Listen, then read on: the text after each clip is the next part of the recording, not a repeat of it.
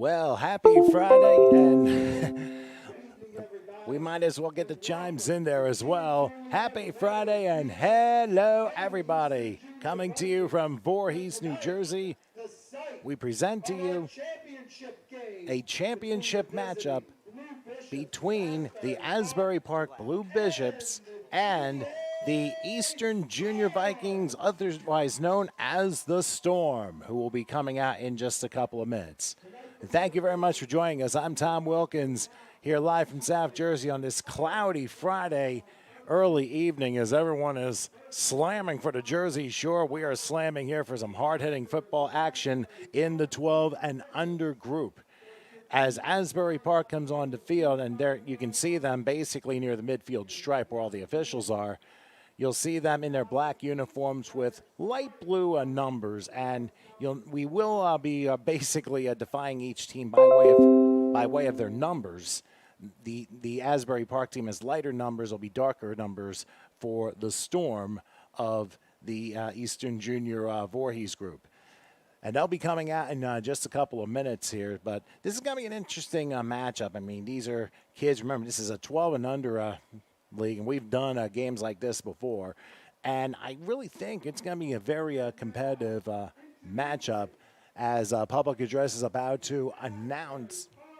The Asbury Park Blue Bishops, who are standing right now at the 45-yard line. And we'll run down their names while Public Address goes after it. The players we'll mention before kickoff. Their names are Zakai McDonald, Amir Massey, Nasir Jackson, Tyleek Hill, Preston Smith, Ari Frazier, Joseph Argelagos, Miguel Maldonado, Orlando Daniels, Tony Credle, William Andrade, Jamir Ivory, Prince Joshua, Nicholas Chatwant, Malik Adams, Kyle Reed, Shiree Treadwell, Carlos Sexton, Hosea Montgomery, Curtis Martin, Christian Campbell, Jason Peavy, Jashawn Lambert, and finally, Kieran Drizzle. That's the listing for the Asbury Park Blue Bishops, who right now they are currently being introduced at the 45-yard line. Now, of course, the Storm from the Voorhees group, they'll be coming out in their dark blue uniforms in just a couple of minutes here. I'll go ahead and read them down while we have a couple of moments here.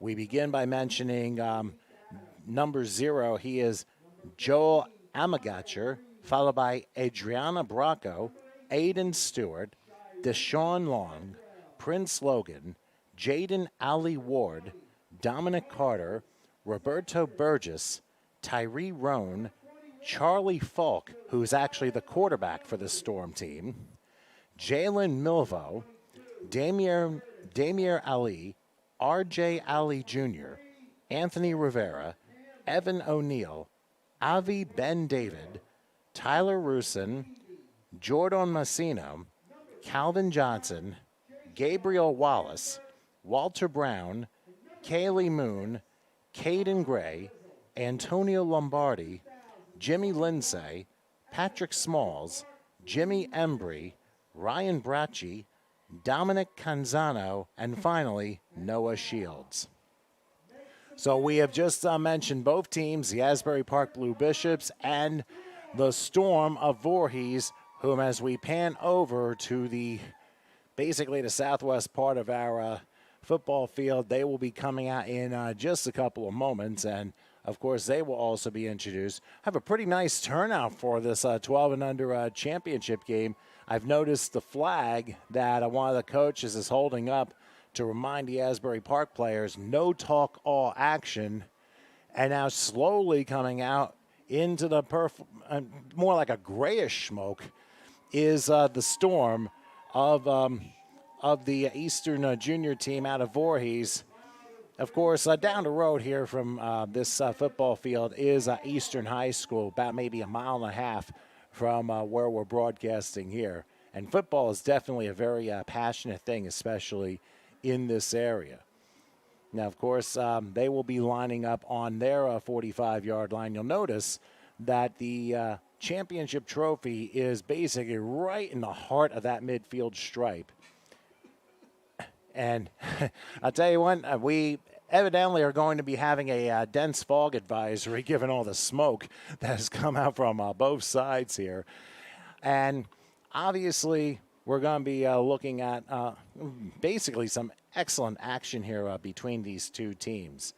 And in the background, of course, some Meek Mill music, and we don't own the rights to it, but needless to say, everyone has their own way of going after things. By the way, my counterpart here is the man that put all these controls together, and that is Howard Gaber. And Howard just got the, I guess, his headset on. You on there, Howard? Oh, not working yet. No, we're still waiting for a sound to happen here. Okay. Well, while he fixes that up, both teams, I'm not going to really say, are staring down one another, but what they're doing here is, of course, doing a little bit of a coin toss.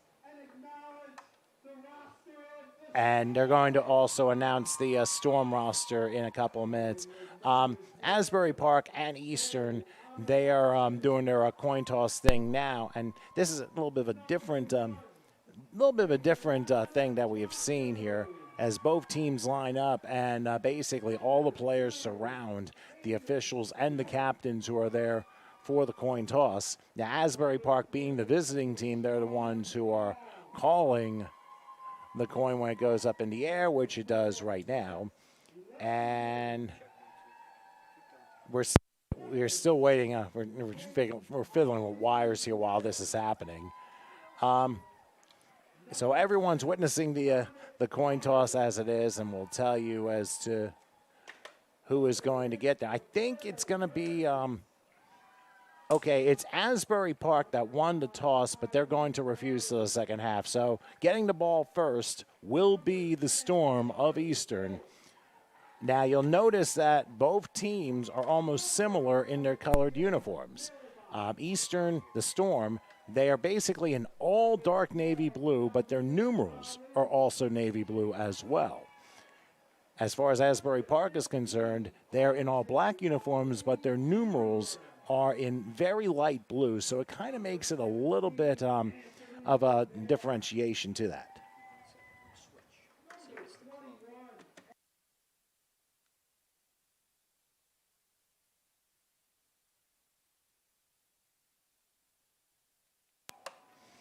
Okay, sorry about that. We're dealing with a couple of minor technical difficulties here. And as we continue to fix things up, what I think both teams have gathered in regards, I guess, basically getting final instructions before kickoff here. Now, rules obviously, I mean, every league is very different in the way they go about things. So my guess is that we're going to see Howard. We're still trying to figure out the other headset here, but for some reason we're having some wires that are down. So looks like I don't know if it's maybe a case of it not being plugged in or not, but the reality. So it looks like the focus is on me, so I guess I'm going to have some football stories to tell in the next hour and a half, maybe 2 hours here at this broadcast. We definitely are very pleased to have you join us here, courtesy of the HSG Network here on YouTube. The 12 and under championship game with the Asbury Park Blue Bishops and the Storm of Voorhees, New Jersey, also known as the Eastern Junior Vikings. You'll see multiple different helmets that are given, let's just say, different representation on both sides of the ball. So it's just a matter of things going on. So let's take a quick moment. We're going to have our national anthem down the field, so we'll pause for one moment and come back afterward.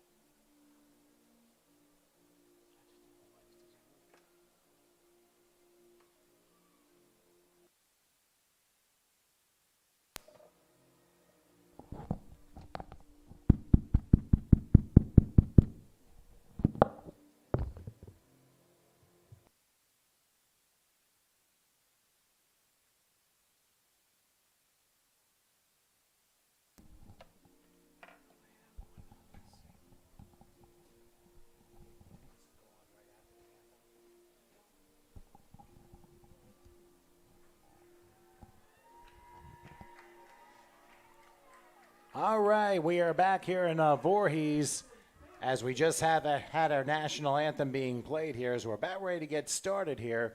The Asbury Park Blue Bishops and the Eastern Junior Storm out of Voorhees, New Jersey. Just to reiterate the uniforms, as I said, they were looking very similar as you will see in the action here today. Asbury Park, they're the visiting team. They're in all blacks, but their numbers are basically very light blue, almost a Carolina blue, if you want to call it that. As for Voorhees and the Storm, they basically in all navy blues, and that includes their numerals. They do have a little bit of like a little bit of a medium turquoise blue lining to their numbers. So we'll definitely do the best we can in making sure the numbers are there. And they also have their own nameplates on the back above their numbers. So it may be a little bit unusual to see two dark uniform teams, but the numbers, I think, are the giveaway, and I think we are going to be in good shape. So as I mentioned, the Asbury Park team, the Blue Bishops, they won the toss. They deferred or refused to the second half. So it will be the Storm's ball first, as they will be moving left to right. Asbury Park will move right to left, and of course we'll switch sides during the second quarter of play. Again, this is the 12 and under championship game. The Asbury Park Blue Bishops, the Eastern Junior Storm of Voorhees, New Jersey, about to get underway, and it's going to be fun. Now keep in mind, for games like this, we have basically 10-minute quarters, and needless to say, you know everyone's going to pull off the stops here because they'd like to win a championship, but in the end, when all's said and done, these are kids. Oh, they went with a squib kick to start, and I don't think it even went 10 yards. So that didn't quite work. They tried to pull the good old Buster Rhymes trick, catch him by surprise, and unfortunately, the onside kick to begin didn't quite work out. So the Storm will have a great opportunity as they'll be in plus territory at the Asbury Park 49-yard line. Again, quarterbacking the Storm, is number 10, Charlie Falk, and we'll see what he pulls off here in this opening drive. And it looks like they're going to start with a 4-receiver set. Last second huddling to make sure that everything is in play. All right, here we go. 1st and 10 from the 49-yard line.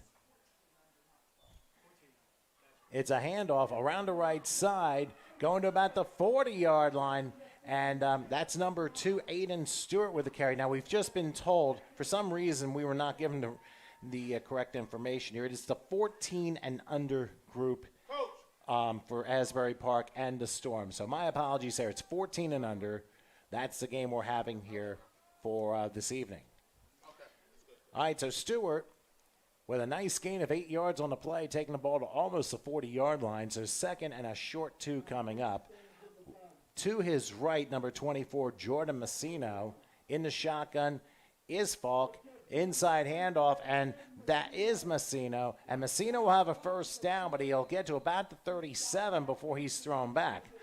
Obviously, Nasir Jackson, happy he made the stop, gives himself some applause. The only thing is, though, it moves the chains for the Storm as they have 1st and 10, and I think they're going to spot the 38-yard line. So about 2 yards on the play, and the ball spot at the 38-yard line.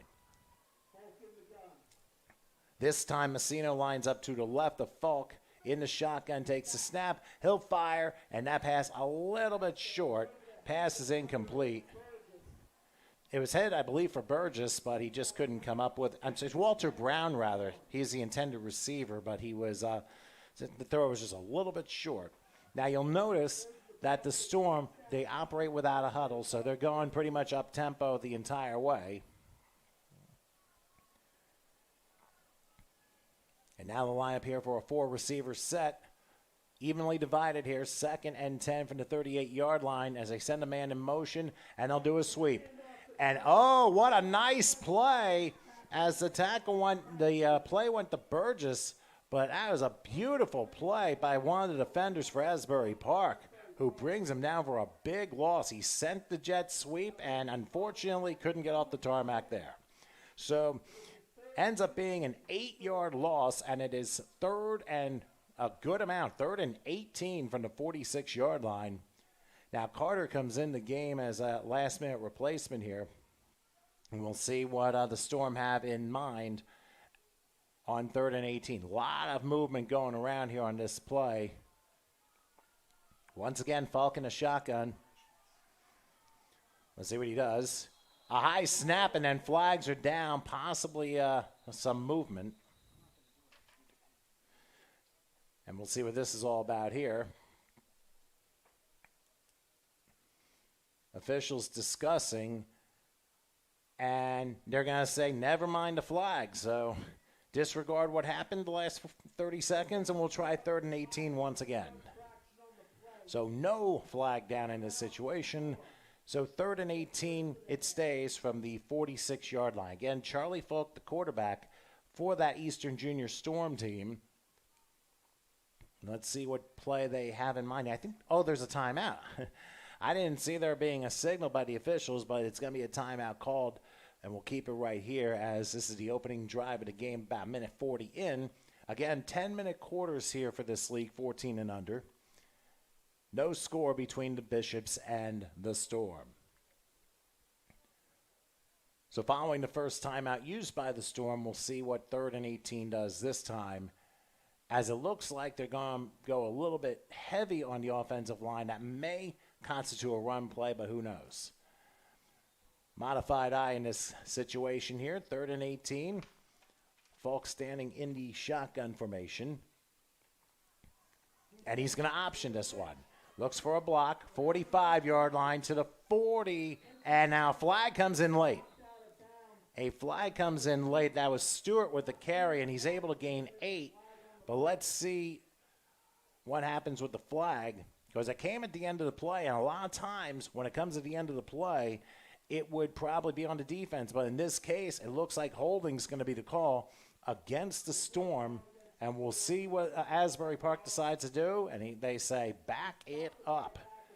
So they're going to take the 10-yard penalty, and it'll still be 3rd down. So instead of 4th and 10, now you've got 3rd and quite a bit. Now, we're in this league, from what I see, the holding penalty is 10 yards from the spot. So they got a long way to go. 3rd and probably about 23 to go. Or 22 in this case, as the ball is on their own 49-yard line, which marks the first play for the Storm's own half of the field. Falk in the shotgun, he'll take the snap, he's under a rush, he'll try and get around, and he's going to run into his own man, and down he goes, all the way back at the 41-yard line, it looks like. So Asbury Park does its job and pushes back the Storm. And that'll be 4th and quite a bit, so I'm guessing there's going to be some punting here.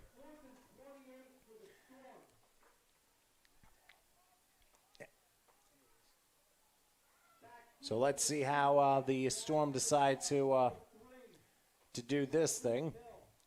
Asbury Park, it looks like they got Tyleek Hill back on the return. He's number 3.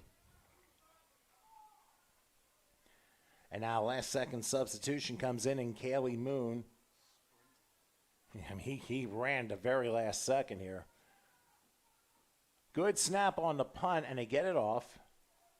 A short one to the up man, and that's Nasir Jackson, who crashes his way just across the midfield stripe, and that might be where they spot the ball. In fact, they're going to give him the 49-yard line of the Storm, so the Asbury Park Blue Bishops will have their first opportunity here.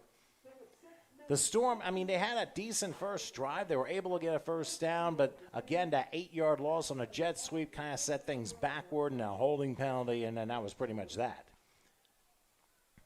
So Asbury Park, all in black, black helmets, white stripe down the middle, but almost like light Carolina blue numerals. They will get things going here as checking in is Orlando Daniels. Looks like based upon him communicating, he's the general of this group, and that's exactly who is the quarterback. He'll stand under center, moving over to his left. Joseph Argalagos, he'll go to the left. So under center, and taking the snap, rolling back and firing. Pass tipped, incomplete. That was intended for Miguel Maldonado, but his counterpart, number 7, Dominic Carter, was able to get a hand on it. So a nice defensive play there, forcing the incompletion, and a 2nd and 10. So Orlando Daniels is the quarterback for Asbury Park. And it'll be 2nd and 10. As they'll try and figure out another play. Now, you got to remember, in football, you want to make sure you balance the pass and the run as best as you possibly can. Moving over to the left will be Joseph Argalagos. He'll line up as the left receiver. Split backs behind Daniels, who will take the snap.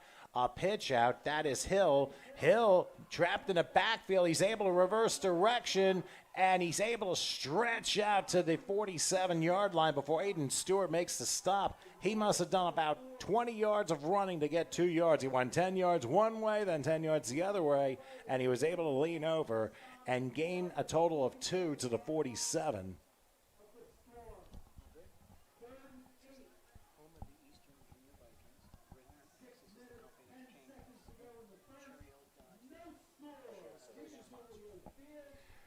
I was just getting some instructions from Howard here, so my apologies for the dead air for a moment.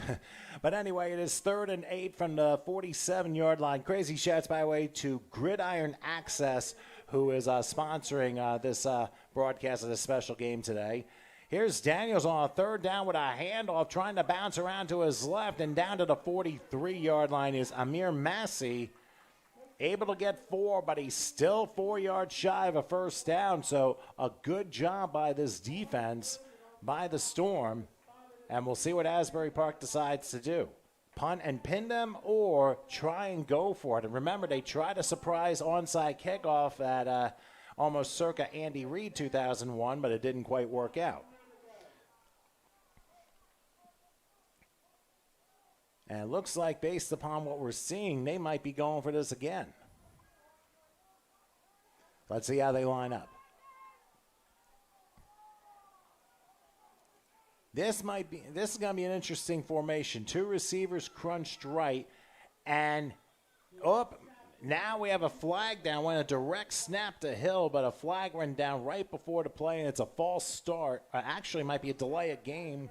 One or the other, it's a 5-yard penalty, and it backs it up, and that might make the decision a little bit easier for Asbury Park as they're backed up 5 yards on that penalty, and it makes it 4th and 9 from the Storm 48-yard line.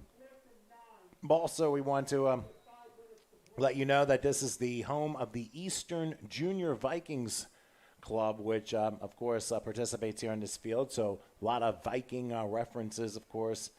The Vikings, incidentally, like what we mentioned a short time ago, of course, their high school about maybe a mile and a half from this particular field. All right, and now whistles blow again. Another flag is down. And all of a sudden, Asbury Park finds himself going backwards on back-to-back false starts. So instead of 4th and 4, now it is a 4th and 14.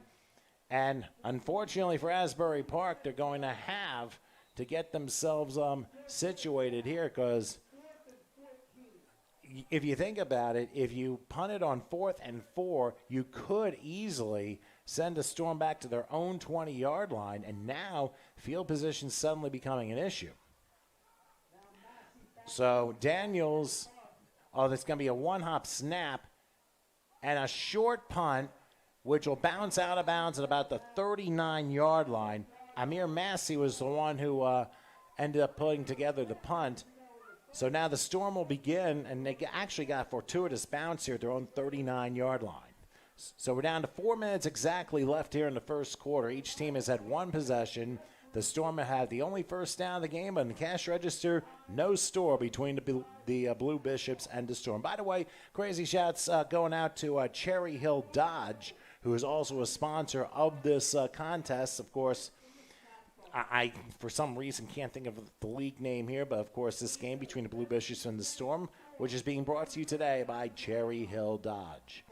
So 1st and 10 for the 39-yard line. Here's an inside handoff, and crashing his way to 45, 48-yard line, a 9-yard pickup for Dominic Carter, who was the fullback in this particular case, and he blasted through the defense and almost got to the second level, a 9-yard pickup to the 48.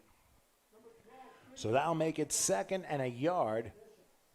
Again, quarterback Charlie Falk trying to make sure he has the play in order. And you'll notice they might be going full house here. Usually I call it a try back, but different terminology says full house in this case. All right, so 2nd and a yard from the 48. And Howard just reminded me it's something that Navy would run quite often. And the inside handoff is not going to work because Tyleek Hill came like a house of fire and drove him backwards. A 1-yard loss in the play. Great defensive play by Hill. He came out literally like a storm in reverse, and he stormed the Storm back, and wham! 1-yard loss, and it's 3rd and 2. Well, sometimes you can only go to the well like every so often, and that's why it's so important to plays get mixed up the way that they are. So now 3rd and 2 from the 47-yard line. Again, they run the, looks like the Navy play here. Falk under center. He's going to option pass. Nearly slipping on the play was Deshaun Long, and I think his knee may have hit the 49 or 44-yard line. So that's going to be another 2-yard loss. Once the knee goes down, play is dead automatically. So ends up being a 3-yard loss rather. So after a big 9-yard pickup, they end up losing 4 after which, so now 4th and 5 from the 44-yard line. So, hey, the Storm had some nice ideas on the play call. They tried that option, but I'll tell you, Asbury Park's defense, they stood firm, so good job by them. And it looks like they have sent Roberto Burgess back to punt, and he'll be standing at his own 35. Looks like Tyleek Hill is back to return, also back there, Amir Massey. Coming down to about a minute and a half left in the first quarter. And now, last-minute substitution as Joe Amagacher comes into play. A juggled snap and a beautiful punt. Where is this going to land? Out of bounds. We'll see where they spot the ball. I wouldn't be surprised if it was spotted around the 20-yard line, but we'll see what the officials say. Looks like they're going to say the 24-yard line. And it is 1st and 10 for Asbury Park. Now, obviously, where we're spotted, I know I'm looking in all different directions, looking at the monitor, looking at the field, and sometimes trying to get a different angle on things here. So, nice punt on the part of Burgess, sending the ball out of bounds at the 24-yard line. That's where Asbury Park will begin play 1st and 10. Remember, only one first down the first quarter, and that was the opening drive for the Storm. They ended up punting, and then they won 3 and out on their second drive. As far as Asbury Park is concerned, they won 3 and out on their opening drive. As you can see on the scorecard, a minute 16 left in the first quarter. A high snap to Daniels, going to throw 11, a nice catch, and a high tackle around the 27-yard line. Nice catch by Joseph Argalagos for a short gain. Actually, they're going to give him the 29-yard line. So that's a gain of 5 on the play, so that's a good job on the part of quarterback Daniels, noticing where the pressure was and where to throw the football.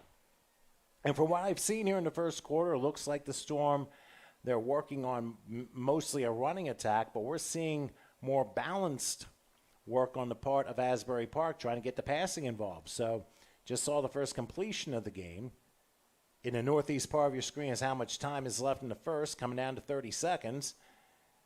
Daniels down to left. He had room to run if he wanted to, and now pass incomplete and almost coming up with it. Carlos Sexton, he was on his 45-yard line. I'll tell you, that guy has an arm. Orlando Daniels, he was just zinged it over, and it got there in pretty good time. But unfortunately, Sexton could not come up with it, and it is now 3rd and 5 from the 29-yard line. Down to 24 seconds left in the first.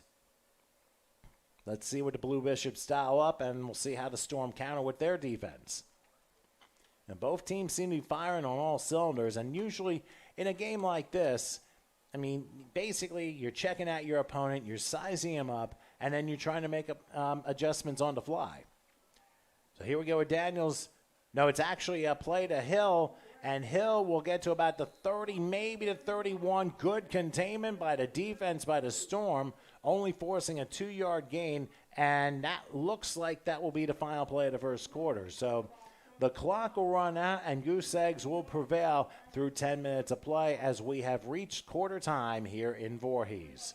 So after one period, the Blue Bishops and the Storm, no score, and we'll have quarter number 2 in just a moment.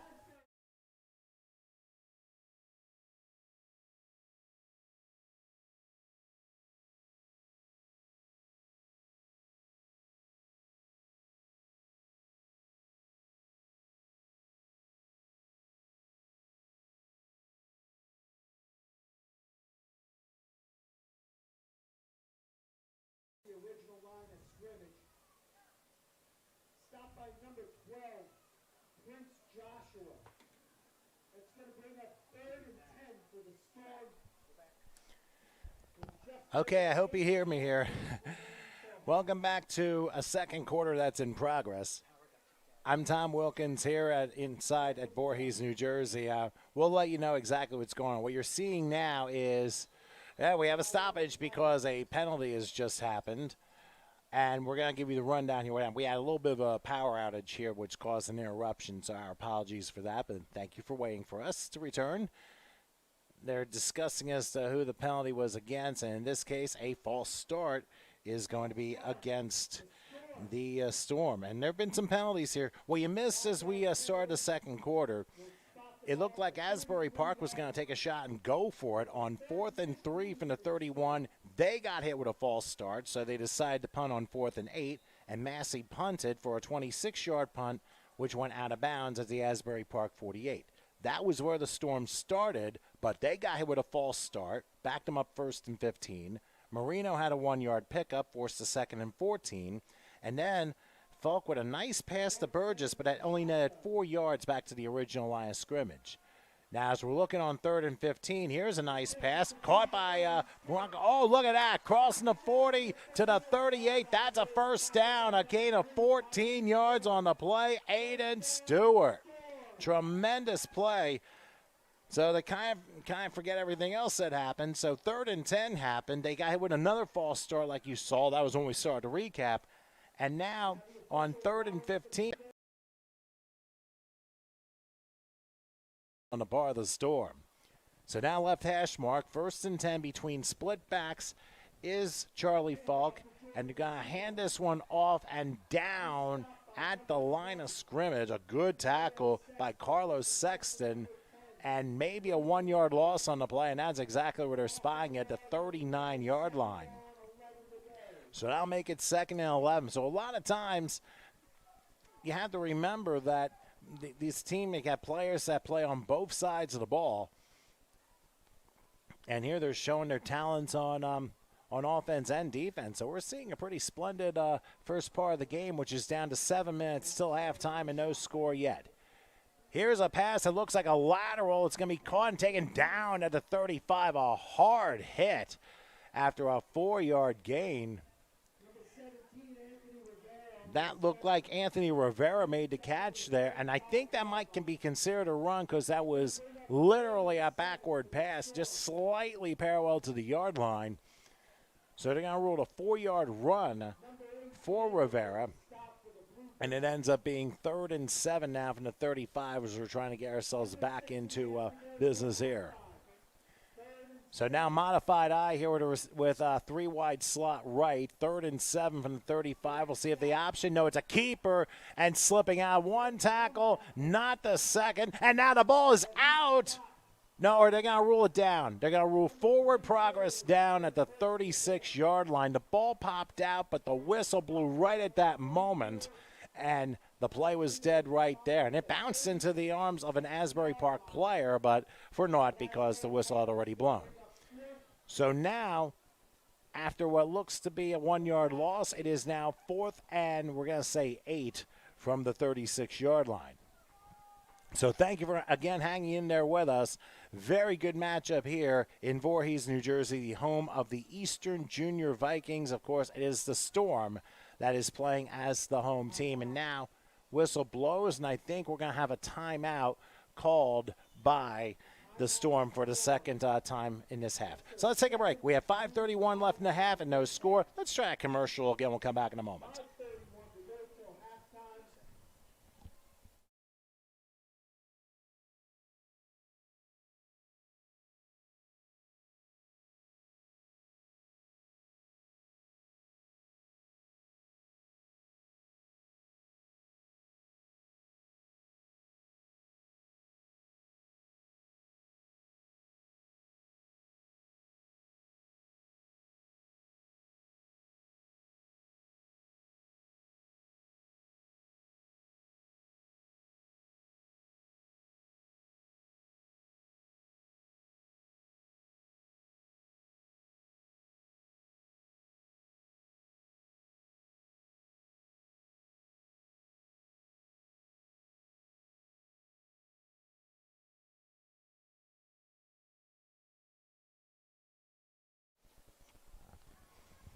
All right, we're back here in Voorhees, New Jersey. I'm Tom Wilkins flying solo here in this Friday evening. Hey, they're in the booth and stuck on traffic on the Walt Whitman Bridge. 4th and 8 right now from the 36-yard line. Still no score in this game. It looks like the Storm's going to go for it. They're going to go 4 receivers set, and somebody jumped. Flags are down.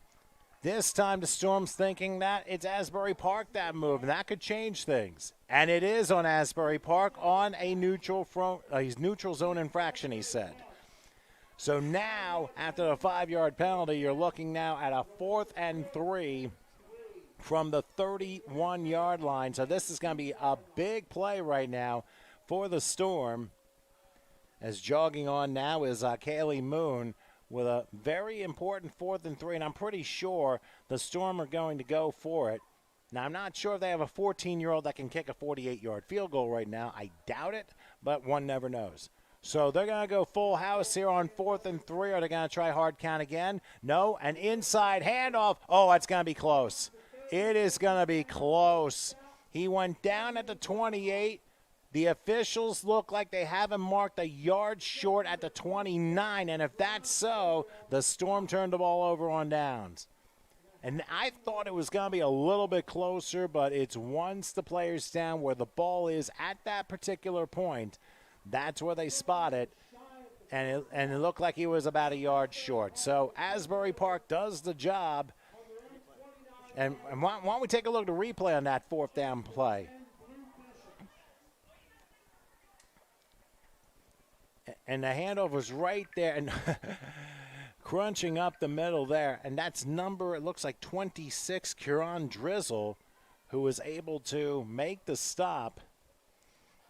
And granted, that was a pretty interesting thing here, because it looked like they were going to try and go inside, and the Storm have had some success using the fullback position to get some yardage, but this time Asbury Park was ready, and now with 5:10 left till halftime, they get their opportunity on 1st and 10. They're going to hand it off. It looks like Hill again. He'll slip through one tackle. Big block to the 40, to almost midfield. Now a late flag. It looked like it got tackled very high, possibly by the face mask. Tyleek Hill ran all the way down for the biggest gain of the day for Asbury Park. They're going to spot probably at the midfield stripe. And pending the flag, we could see another 15 yards, because that was a dangerous tackle, because the way he went down, that did not look very pretty. Thankfully, everybody's okay. I want to mention, too, Nasir Jackson has checked in at quarterback for the Asbury Park Blue Bishops. But, I mean, that was a very, very high tackle, and it is a major face mask penalty, which means 15 yards, and instead of starting from their own 29, that's a plus 35, 20 yards, actually 20, plus 36 rather, 21-yard run for Hill, 15-yard major penalty, and suddenly the field position is flippied. 1st and 10 now from the Storm 35-yard line. Now Asbury Park has a chance to get the first points of this game midway through this second quarter of play. Backing quarterback is Daniels, so I guess it was Jackson for just one play, so it must have been by design. Modified eye between split backs, and they're going to hand this off to Massey. Massey sweeps left. He crosses a 30, and I think he steps out of bounds. And it looks like they're going to have him at about the 24-yard line. If that's so, that's back-to-back first downs for the Blue Bishops. Yes, they're going to spot the 23. So a gain of 12 for Massey. And I think we're going to have a timeout called. So a gain of 12 on the play. And, yeah, there's going to be a time. I think Asbury Park called it. So we're going to go a quick break. No score at 4:48 left in the first. We'll come back in a moment.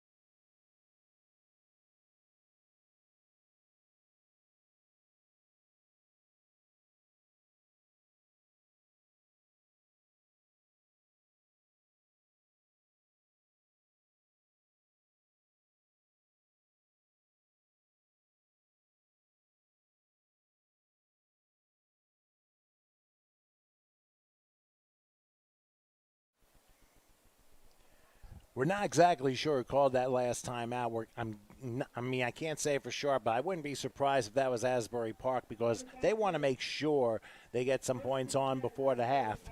So 1st and 10, Asbury Park at the Storm 23-yard line. Once again, in quarterback, Olander Daniels trying to lead his team through. And this is going to be a handoff. Hill again crossing the 20 and splashes to about, I believe, the 17-yard line. And that's going to be a 6-yard pickup. So in the red zone for the first time today is either team, and the Bishops get their first opportunity. So a pickup of 6 on the play, 2nd and 4 coming up. We're having some pretty interesting lineups here by both teams, and it looks like what they're doing now, you've got a modified eye situation between split backs and a back behind him, which is Hill. Daniels takes a high snap and will give it to Hill. He's a go-to guy crossing the 15, and he should have another first down, probably at about the 11-yard line, so another 5 or 6 yards. And they move the chains yet again. So obviously the most productive drive thus far by either side. Asbury Park, remember, they began their own 29-yard line. Hill ran for 21 yards and got tackled with a face mask, which added 15 more yards. That's the reason why the Bishops are in this position right now. And they can get another first down without scoring. The ball is right outside the 11-yard line. Daniels changes it up, gives it to Massey. A leap inside the 10, maybe the 5. And we'll see where they're going to spot it just shy of the 1, so almost a 10-yard pickup. He's probably short by about half a yard, second and probably. Oh, they're gonna say first and goal. Look, it looked like they're signaling second down for the official spot, but whatever the case, as we're coming down to 3:10 till halftime, as you can see on the screen. Always good to get a clock in once in a while. Ball outside the 1. Let's see if Daniels tries to sneak. He does. Is he in? They didn't signal, and it looks like he's short. So it'll be okay. Now they've signaled first down. We were just a little bit confused as to what it was. So the tackle from the previous play was literally just in between like the 1 to 2 yard line, and then it was Daniels who tried to sneak it in, and he got the first down, but he didn't get the score. So here we go, first and goal. Now let's see what happens. Jackson now lines up, I think, as a court. No, it's going to be Hill on an option, and he scores easily. Welcome to the end zone, Tyreek Hill. He was the highlight reel on this drive. Had that 21-yard run, and then he ran for, I believe, another 12. That one he culminates with a 1-yard touchdown run and the opening points of the game for Asbury Park.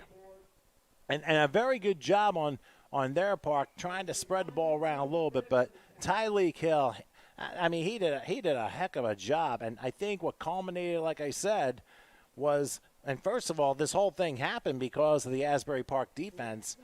And now here's Hill with a snap, and he is going to get in for 2 points. So that makes it an 8-0 game as Asbury Park poured it in. Or is it going to be 1 point? I'm not exactly sure how this is. We'll find out. But we do know the conversion is good. I'm pretty sure it's 2. So I guess they're going to go with the 2-point conversion and being successful. So Asbury Park, thanks to the legs of Tyreek Hill and his shifty moving, he comes through with that 8-0 lead. And why don't we go ahead and take a look at the score once again. Now, let's keep an eye on this thing here. I guess that was not what we had in mind. We were trying to get the replay set up for the we'll do it in just a couple minutes here, so just bear with us. Yeah. Well, That's right. All right, Bob, thanks. Yeah, we're right.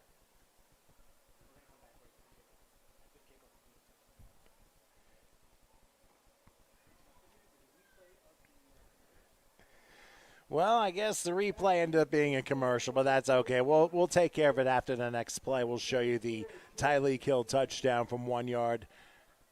It was a direct snap to him, and he was able to find a wide open hole on the left side, and he was able to score very easily. And then he also added a 2-point conversion.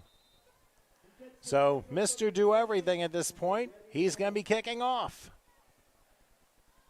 And it's basically a directional kick. Now it's live after it's 10 yards. It is still loose and picked up by Asbury Park inside the 20. Now the play is dead. Once the kicking team recovers in a situation like this, it cannot be brought back for a touchdown unless the receiving team ended up trying to return the football and then fumbles it, and then the kicking team recovers and scores. So it'll be their ball again, but let's look at the replay of the touchdown first. Again, Tyreek Hill, you'll notice he's lined up. He gets the direct snap, and, I mean, he had a wide open hole.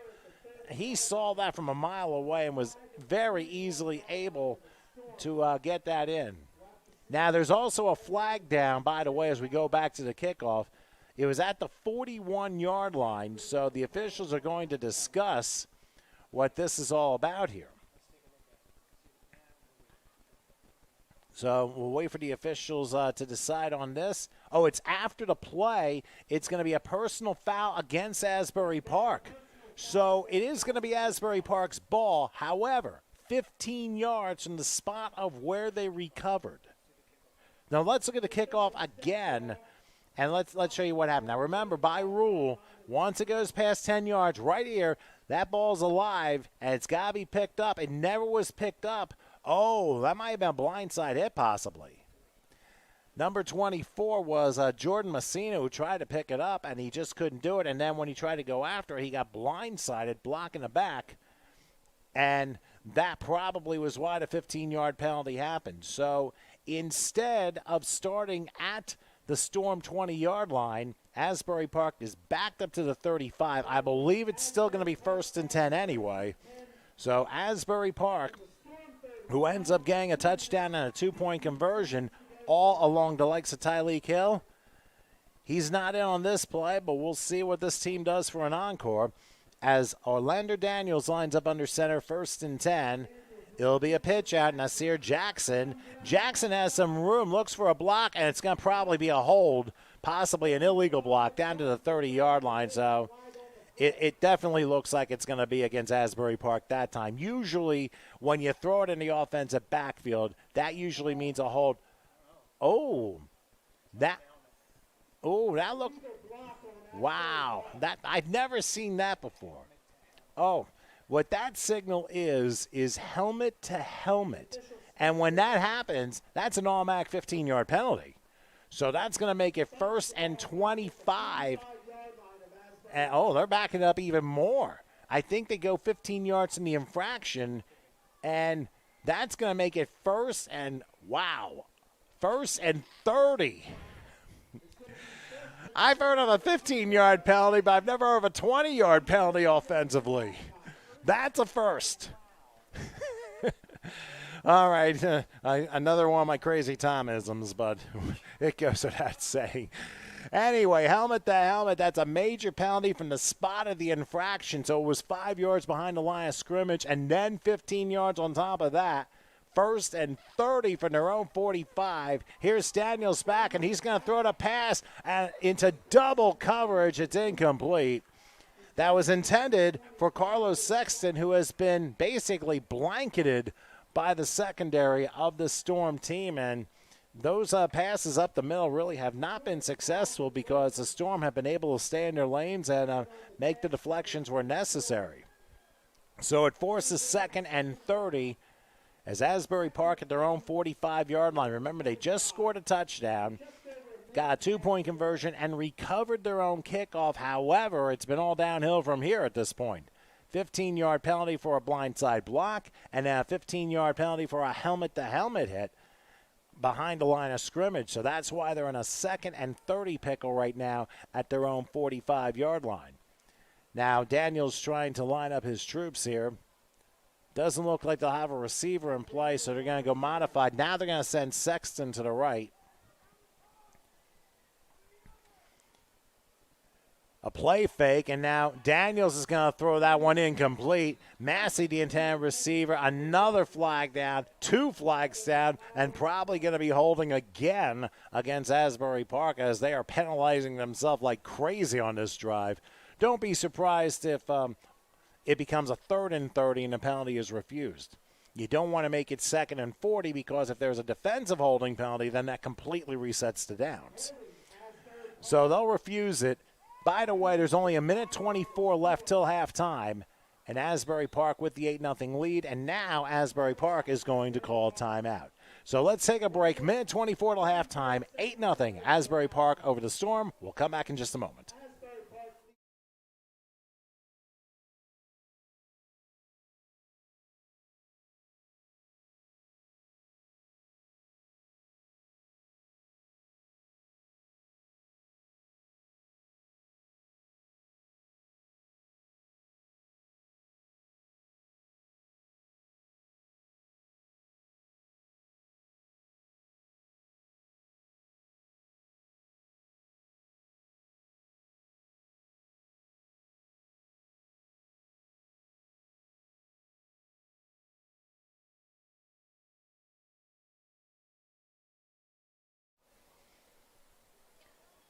By the way, that's a little sneak peek as to what you're going to be seeing at halftime in this game between the Bishops and the Storm.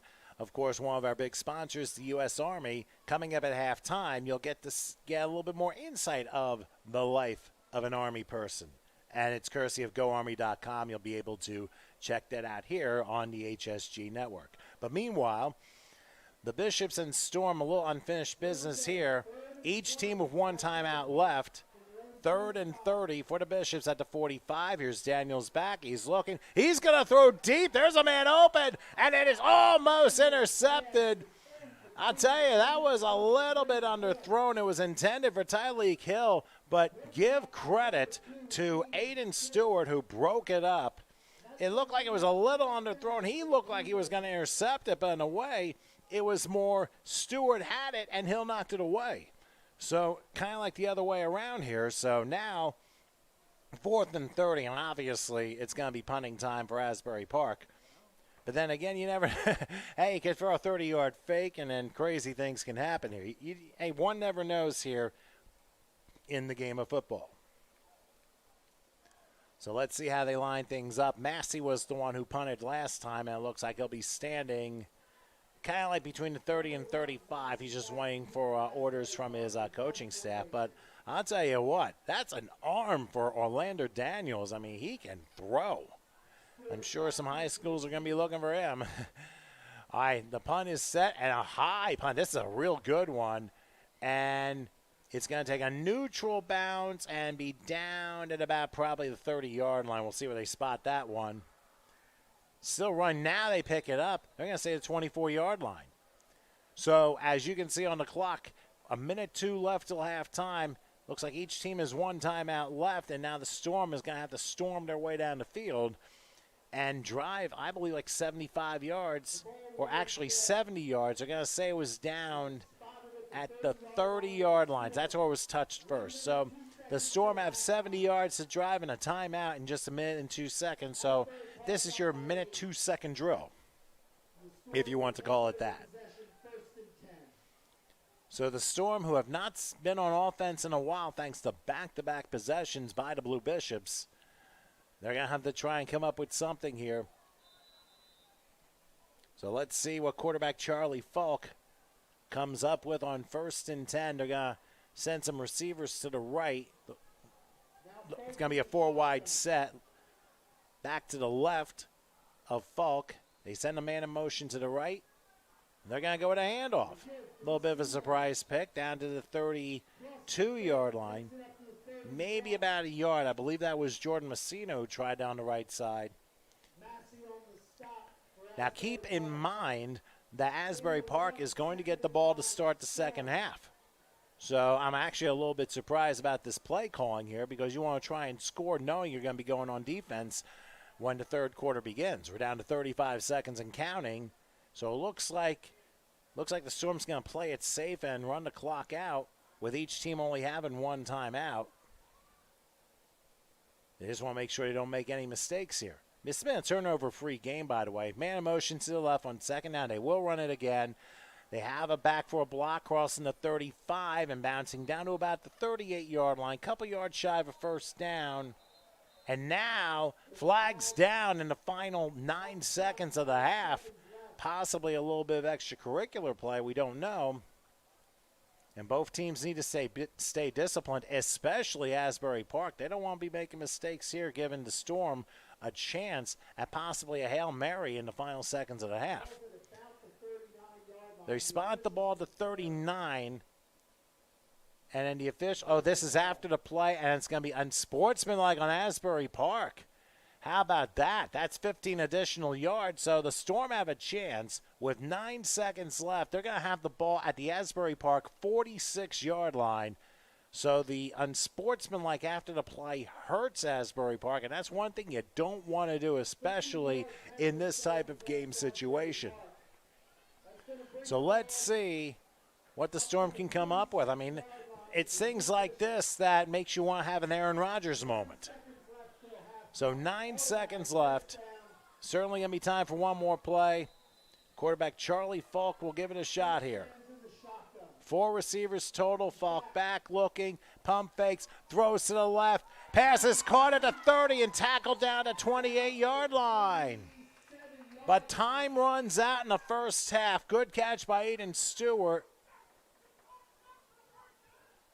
And I don't know what happened there, but I thought they tried to get a timeout in, but I don't think they got it in time. So it ends up being halftime, and the Asbury Park Blue Bishops take a lead into the locker room, leading the New Jersey Eastern Storm, the Eastern Junior Storm, by a score of 8-0. So give us a chance to catch our breath here. This was a pretty entertaining first half. Remember, Asbury Park will get the ball to begin the second half of play. So why don't we take this time to give you a little bit more insight, the life of an Army person, courtesy here of the HSG Network. We'll be back shortly. Enjoy your halftime entertainment.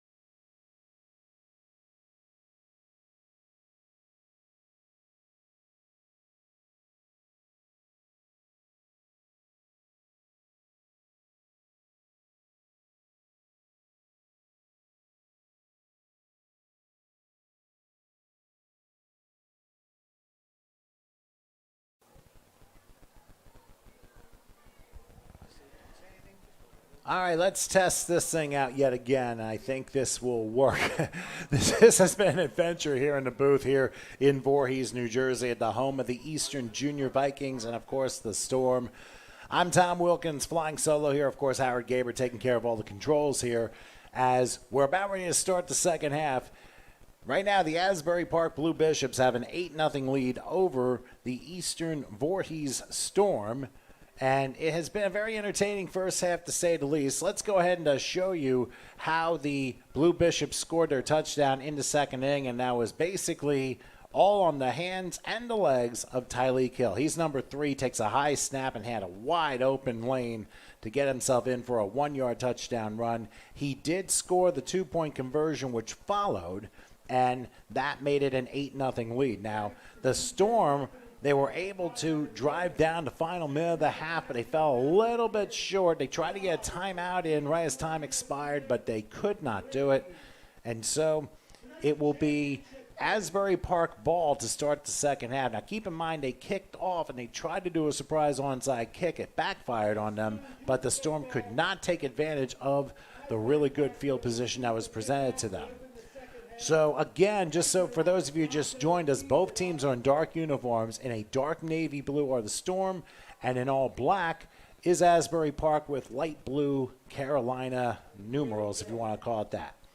All right, a little bit of a directional kick here. Now it's touched, so it's a live ball, and then fallen down by guess who? Hill at about the 37-yard line. So that's where Asbury Park will begin the second half, 1st and 10. As a reminder, folks, for those of you just wondering, we play 10-minute quarters here. Now, of course, usual rules do apply, no 2-minute warning or anything like that. But it's still a lot of fun seeing these kids participate. And, I mean, this has been a very interesting game, to say the least. Obviously, Asbury Park, not only have they done well with the passing, they've also had the no secret weapon in Tyleek Hill, who has carried them along.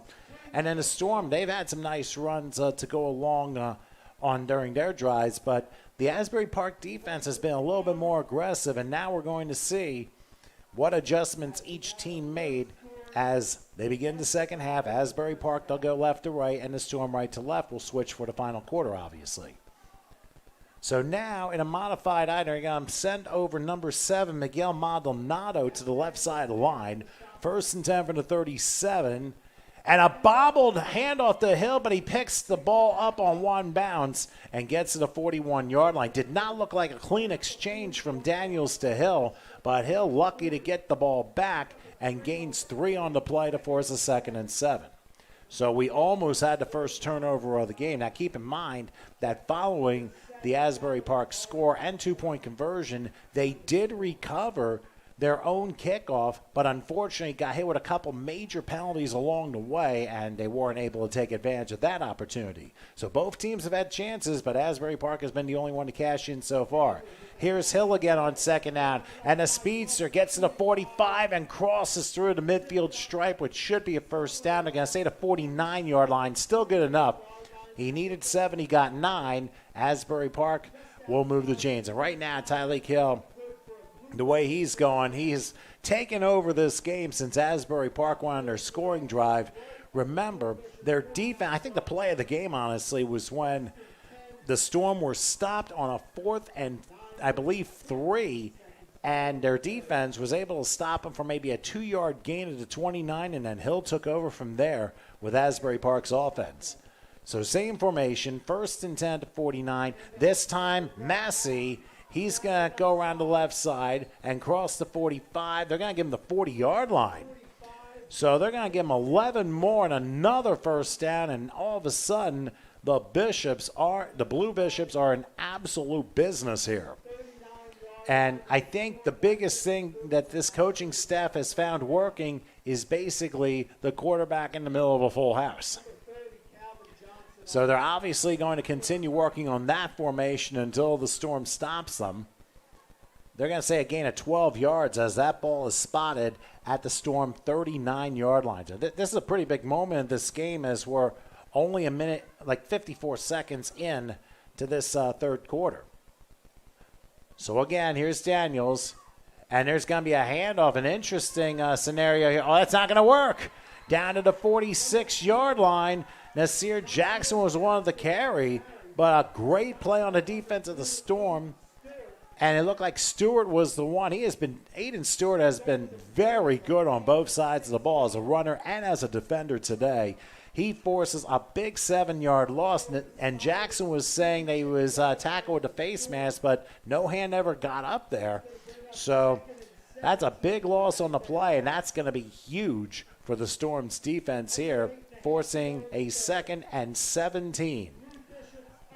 As the clock is starting to wind down, about a minute 40 into the third quarter. Remember, we play 10-minute quarters here in this 14 and under contest. Here's Daniels, takes a high snap, and it's going to be Hill who stumbles. He's going to roll to the left side. He'll get to the 40, and then back to the original line of scrimmage to the 39. So he gets the 7 yards back. Dominic Carter with the stop, and it makes a big 3rd and 10. And right now, for the defense of the Storm, you're looking probably at the play of the game, at their play of the game right here to keep this a 1-score game. Remember, the Storm only a touchdown, a 2-point conversion to try and level things up. And remember, at the beginning of this drive, there was a fumble, but a fortuitous bounce into the hands of Hill. He was able to secure it, and nothing has happened since. So 3rd and 10 for the 39-yard line. Here's Daniels, and he's going to give it to Hill again. Hill is going to get to the 35, and there's a flag down, and that's probably going to be against Asbury Park. Usually, when it's thrown the offensive backfield, it's coming back, and that's a big penalty against Asbury Park. And we have, I guess, it looks like a Storm player that's shaken up on the play at about the 37-yard line. Does not look too serious. It might be Carter. I don't know, but he's going to get up on his own power. But getting back to things here, number 2, that's Aiden Stewart. I think. It is a little difficult to tell. Yeah, it looks like 7. So if that's 7, that would be Carter then. So It looked like he was hurt, but it seemed like he got up on his own power, so that helps. And now I think with his injury timeout, has there also been a timeout called on the field? We're not exactly sure. So anyway, we want to let you know that this game between the Blue Bishops and the Storm, presented by Gridiron Access, which of course, which is a big sponsor to our crew here, and also the Cherry Hill Triplex, which is located on Route 70 in Cherry Hill. And as the guy always says, why aren't you here yet? Again, Cherry Hill Triplex. Plenty of places, Kia, Dodge, Mitsubishi, all those places. So, and also sponsored by the U.S. Army, which, of course, you can check out at GoArmy.com. And by the way, one quick note I forgot to mention, I apologize for not mentioning, is, of course, our sincerest thanks to all the troops who, of course, are serving our country, whether it be here and abroad and around the world. Our most sincerest thanks for that. There was an injury on the far side of the field, and like we mentioned, there was a holding call against Asbury Park, which sends it back 10 yards from the spot. So right now, for Asbury Park, they are faced with a 3rd and 20 from the 49-yard line of the Storm. And Voorhees needs to really make a big stop here. The clock now winds with 7:15 left in the third. Here is Daniels in that same spot. He'll take the snap. He's going to roll right. Looks, stops, fires, pass tipped, and almost intercepted. Oh, my goodness. It went off of 4 hands like a hot potato and almost coming up with it. Man, that was a very tough play. I mean, that could have been the first turnover of the game, and that would have been a momentum changer. Let's look at the replay again. I mean, remember that this defense nearly has intercepted at least 1 or 2 passes. They've gotten their hands on a couple, and they've been reading the eyes of Daniels. Now take a look. It goes off a 1, 2, 3, almost a 4th person. And I think and I'll tell you, I think it was O'Neal that was almost the one who almost intercepted, and Dominic Carr is like, man, somebody should have had it. Hey, it happens. That was a good attempt. So now, they're going to go for it here on 4th and 20 in the shotgun. A high snap. Daniels throws, and the pass is caught the midfield. Getting to the 45, sneaking through and out of bounds. It's obviously going to be well short of the first down. So turning the ball over on downs is Asbury Park. And the Storm have an opportunity. And I'll tell you, that big defensive stop on 1st and 10 to 39 for a 7-yard loss. Add that with a 10-yard holding penalty. Now the Storm feel they have some momentum they can work with. They're going to spot the ball at their own 43-yard line. So it was only a 6-yard pickup. And as for the Storm, let's see if Charlie Falk can get his crew going here. 6:55 remaining in the third quarter. Remember, there is a working clock, but we don't have a camera for it, so I'll just give you the time as we go. So here we go on 1st and 10 as the Storm, they try and get their people together here. They usually go without a huddle, so Falk trying to move over and get himself in the shotgun formation. They got 4 receivers evenly divided. Back to the right. Now they got man motion. And a handoff up the middle. Bouncing right, crossing midfield. Look out to the 40. Still spinning, staying on his feet to the 35-yard line of Asbury Park. But a flag is down, and it might come back. So fans are jumping, saying, like, what a great play. But a flag is down at the 44 of Asbury Park. This may come back. And I think it's going to be a block in the back, and already everybody's going backward. So, yes, an illegal block in the back is going to be against the Storm, so it's going to be a 10-yard penalty from the spot of the infraction. So that basically nullifies a 22-yard gain, and it ends up being a very unusual 1st and 7 from the 46-yard line. So he gained 13 yards, and then the block in the back happened. So with 6:43 left here in the third quarter, 1st and 7 as the Storm have the ball at their own 46. And we shall see what happens with Charlie Falk here as he gets his instructions. Right now, their best set has been the 4 wide set. They will use it again. Man in motion to the right. Falk takes a snap, drops back. He's going to fire one just a little bit high. He wants interference, and it's raining flags here in Voorhees. And I think it might be defensive holding, so... But it looks like the side official says pass interference, and it is, and that'll be an automatic first down. So the Storm get the benefit of the pass interference and a new set of downs. They will spot the foul. And I think it's going to be 15 yards anyway. Ball's going to be spotted at the 39-yard line. So a major 15-yard penalty. And now the Storm are in business. And with a chance to tie this game with a touchdown or 2. But there's still plenty of time. 6:35 left here in the third. And Falk is back. He'll be in a shotgun back to the right, and we'll see if they get the man in motion again left to right or if they switch another man here. Nobody goes this time. Falk is back. They throw the pass. It is caught. Oh, a near face mask at the 40-yard line. Ends up being no gain on the play. Looked like a high tackle on the part, but it ends up being no gain. But it's Anthony Rivera with the catch.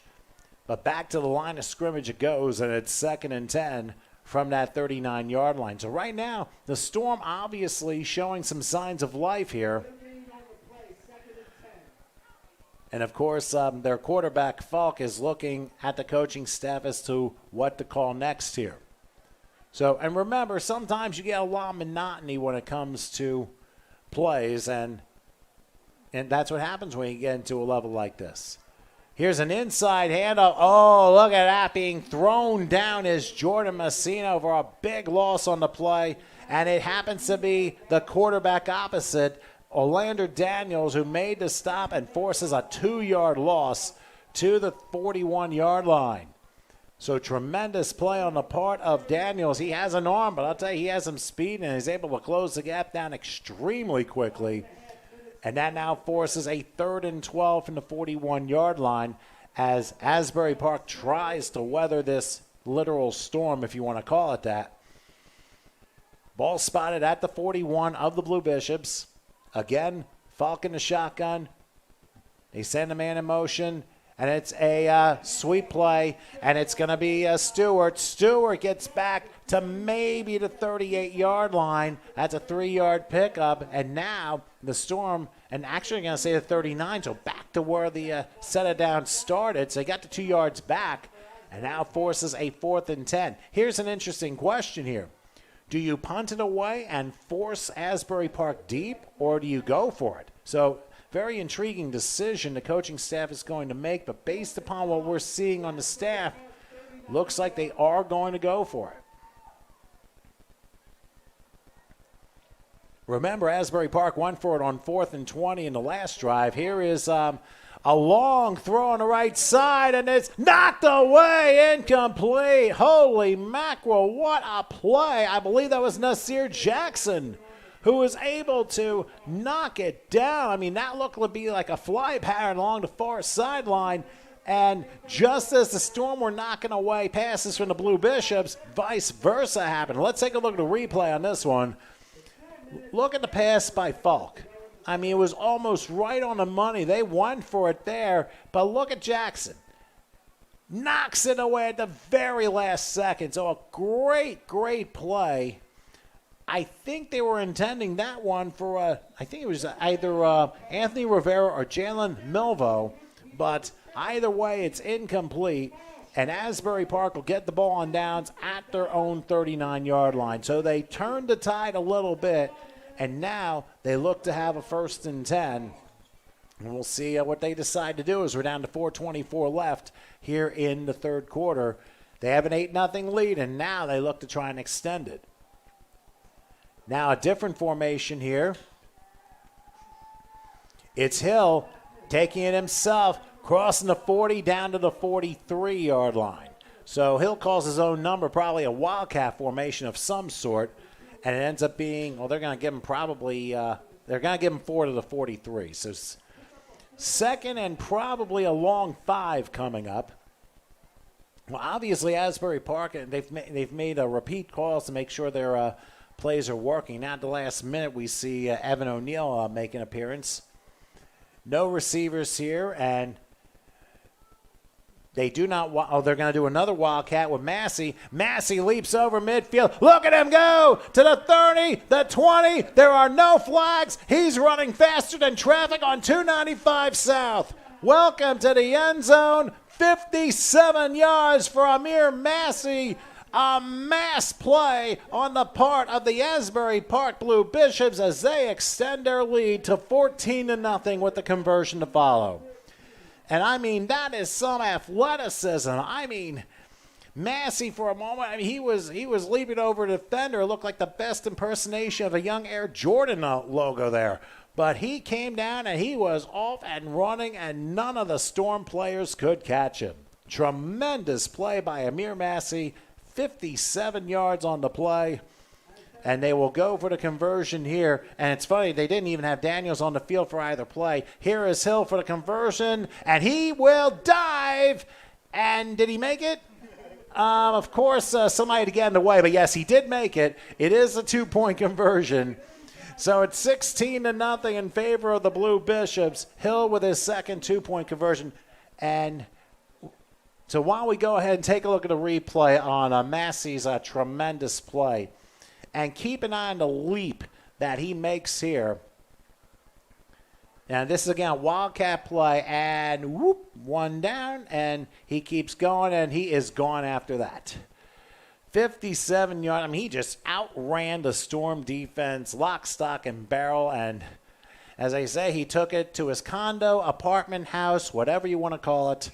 A tremendous run by Amir Massey, and it's a 16-0 game. And now the Storm, they're going to have to dig into their bag of tricks with 3:35 left in the third quarter. I mean, there's still 13:35 left to play total, so you never know what can happen in this game. And, of course, this is for the league championship here.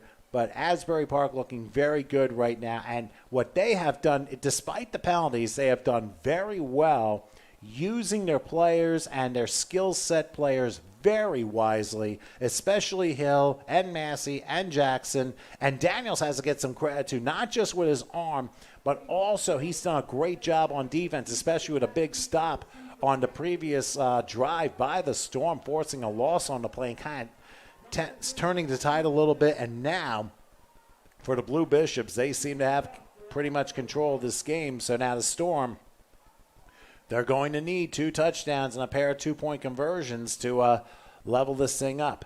2 players back for the Storm, as looks like Hill will be kicking off. Of course, the kickoffs are from the 40-yard line. Remember, they did recover a kickoff back in the second quarter. Once it goes 10 yards, it is live. And now Hill's like, wait a minute. Let me just fix the ball up a little bit. I'm going to do a little bit of the angle science here. So I'm going to work and get a StatCast on this. And now comes the kickoff, and this one's a line drive, and it's taken at about the 20-yard line, running to about the 30. Oh, there's a hole to the 40, sneaking through the midfield. Look at this, to the 40, sneaking through to the 30, down to the 20, inside the 20, to the 17-yard line. And guess who delivers? Aiden Stewart. What a run back. That's 63-yard kickoff return, and the Storm are in business. I don't see any flags, so that is a legit return, and man, that is huge for this Voorhees Storm team. Actually, I'm going to say 62 yards as the Storm visit the red zone for the first time today. 1st and 10 from the Asbury Park 18. So now comes a very important couple of minutes here. The Storm would like to get on the scoreboard. Like I said, one step at a time for them. So from the 18, 1st and 10. Falk is going to take a shot. It is caught, and there it is. Welcome to the end zone. Just like that, the Storm strike back without anyone getting electrocuted.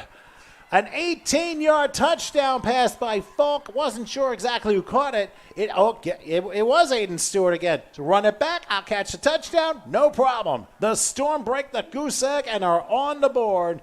They will look to get the 2-point conversion to make this a 1-possession game. Now, if they don't get it, it's a 2-possession game still. They just get themselves closer. What a tremendous job on the part of Stewart. I mean, we have Tyreek Hill on the other side for Asbury Park, but Aiden Stewart's got to be the MVP on this squad here. So now between split backs, we have a timeout, or is it an official timeout? Oh, an official timeout, just to make sure everybody is set. So that didn't take long. Basically, 19 seconds later, after the Bishop score, the Storm strike back, 1 play, 18 yards. Let's see what Falk does. A delayed handoff. Oh, it's not going to work. Ends up going only back to the line of scrimmage, and the conversion fails. And I think Asbury Park did a great job reading the play, and they were able to close it on the delay. But let's take a look at that touchdown catch by Stewart. Falk threw an absolute beauty. He was backing up. The defender falls down. I got it.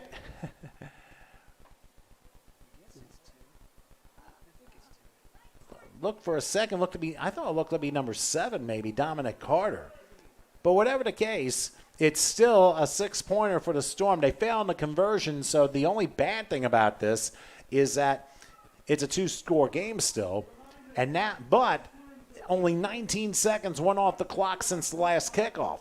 Now let's see what the Storm try to do. Are they going to try directionally kicking, or are they going to try and onside it, knowing that the balls will go 10 yards? Remember, it worked for the Bishops earlier in the game in the second quarter. Why not have it work for the Storm? If they're able to do that, they will definitely have some momentum heading into this fourth quarter. So right now, when you think the Bishops had things under control, the Storm literally stormed back, 1 play, 18 yards. The 18-yard touchdown pass by Charlie Falk. We will see how everything comes out.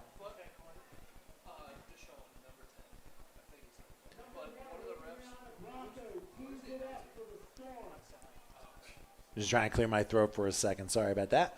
All right, so it will be what looks to be a directional kickoff. The football is landed flat.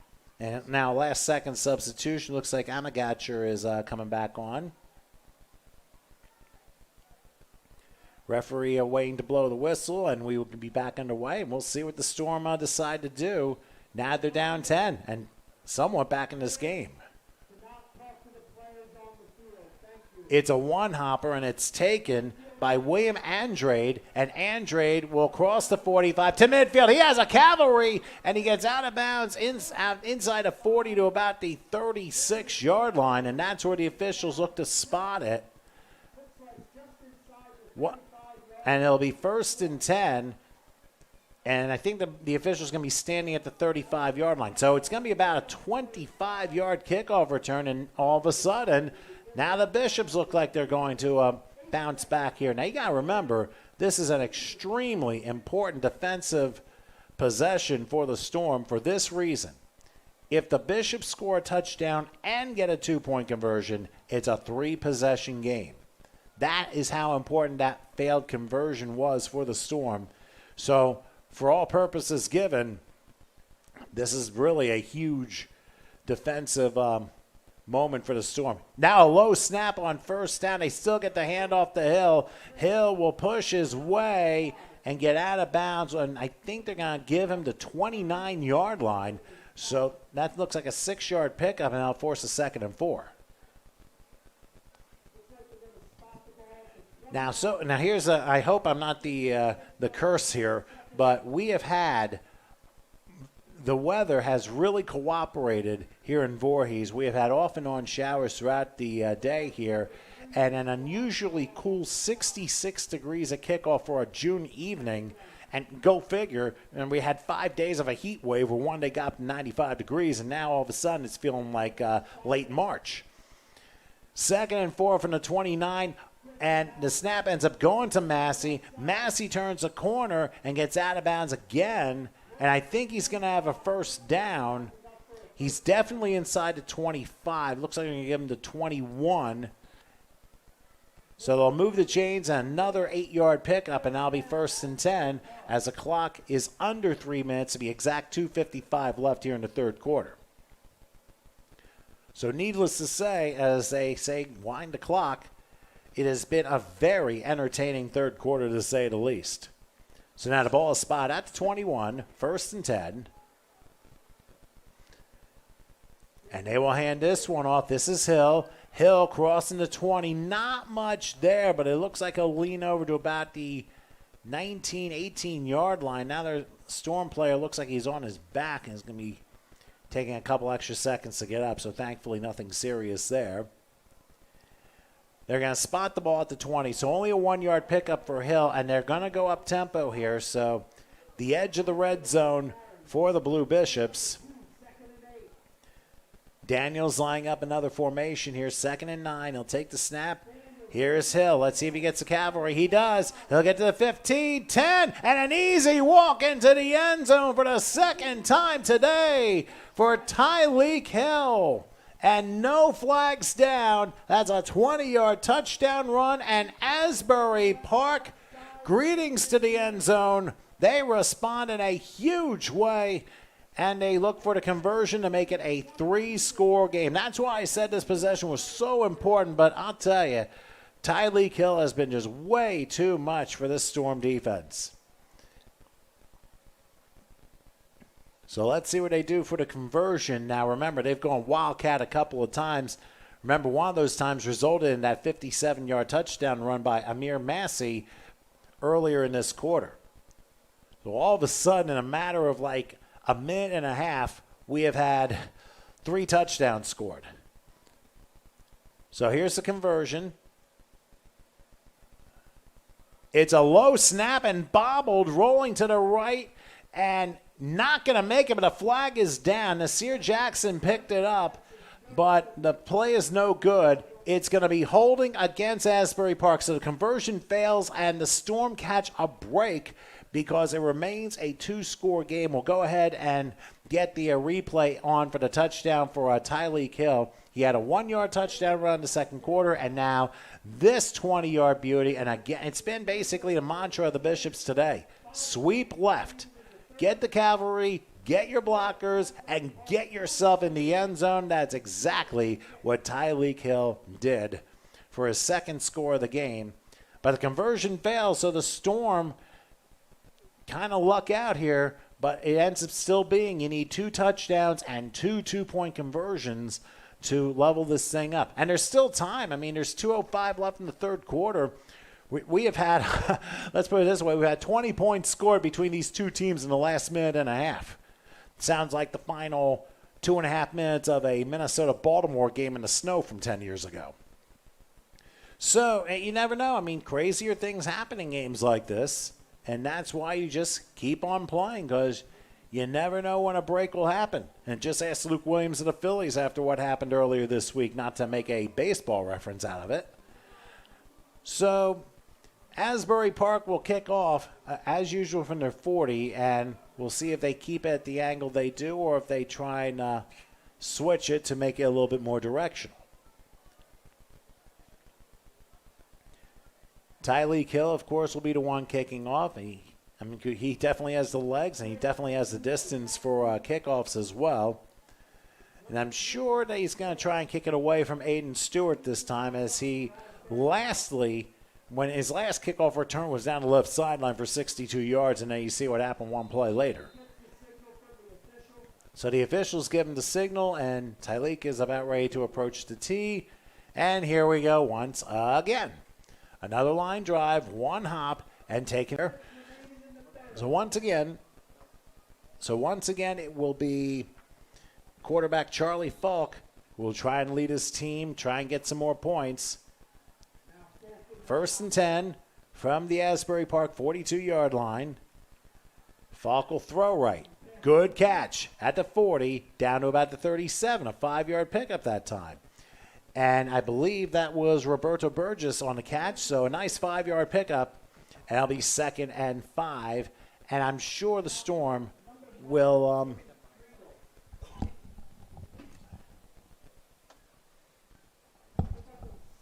Sorry, something dropped behind the screen.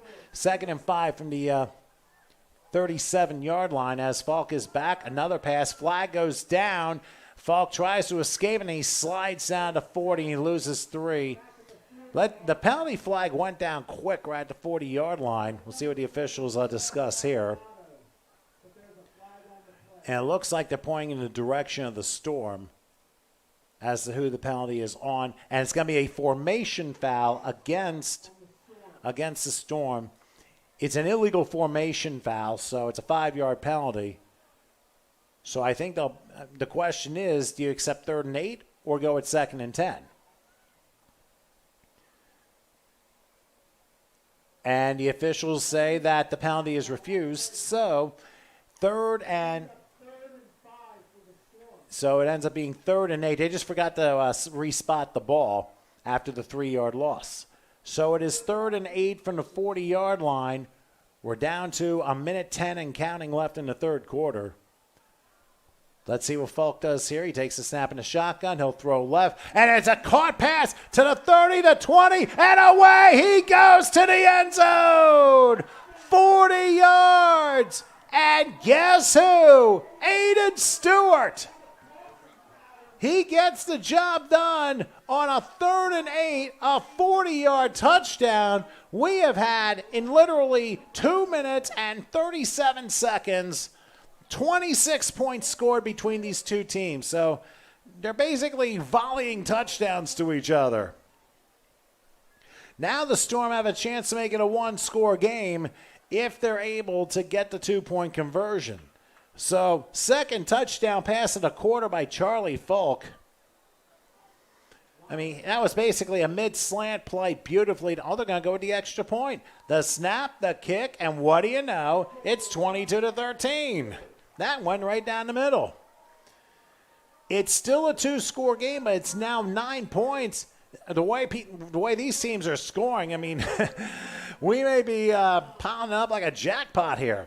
Now there's 58 seconds left here in the 3rd quarter, and suddenly this has gotten very exciting. And now this time we're going to see if the Storm, if they do a regular kickoff or if they catch Asbury Park by surprise. So lots and lots of scoring. We had a scoreless 1st quarter. The only score in the 2nd quarter was the Blue Bishops, Tyleek Hill scoring from 1 yard out and then scoring the 2-point conversion. Then on a Wildcat play in the 3rd quarter, Amir Massey scores a 57-yard touchdown. That made it 16-0 when Hill added the 2 points. And then all of a sudden, a couple nice kickoff returns. Charlie Falk throws a touchdown pass. They missed the extra point, and it ends up being 16-6. And then the Blue Bishops come right back. Tyleek Hill, 20-yard touchdown run, but they missed the extra point. That makes it 22-6. And now the Storm come right back 3 plays, 43 yards, a 40-yard slant pass to Aiden Stewart, who took it home. And with an extra point, a traditional extra point, that's why the score is now 22-13. So in essence, it's still a 2-score game, but I'm sure the Storm have to be feeling a little bit more confident about their play, and I wouldn't be surprised to see a lot more passing against this Asbury Park defense.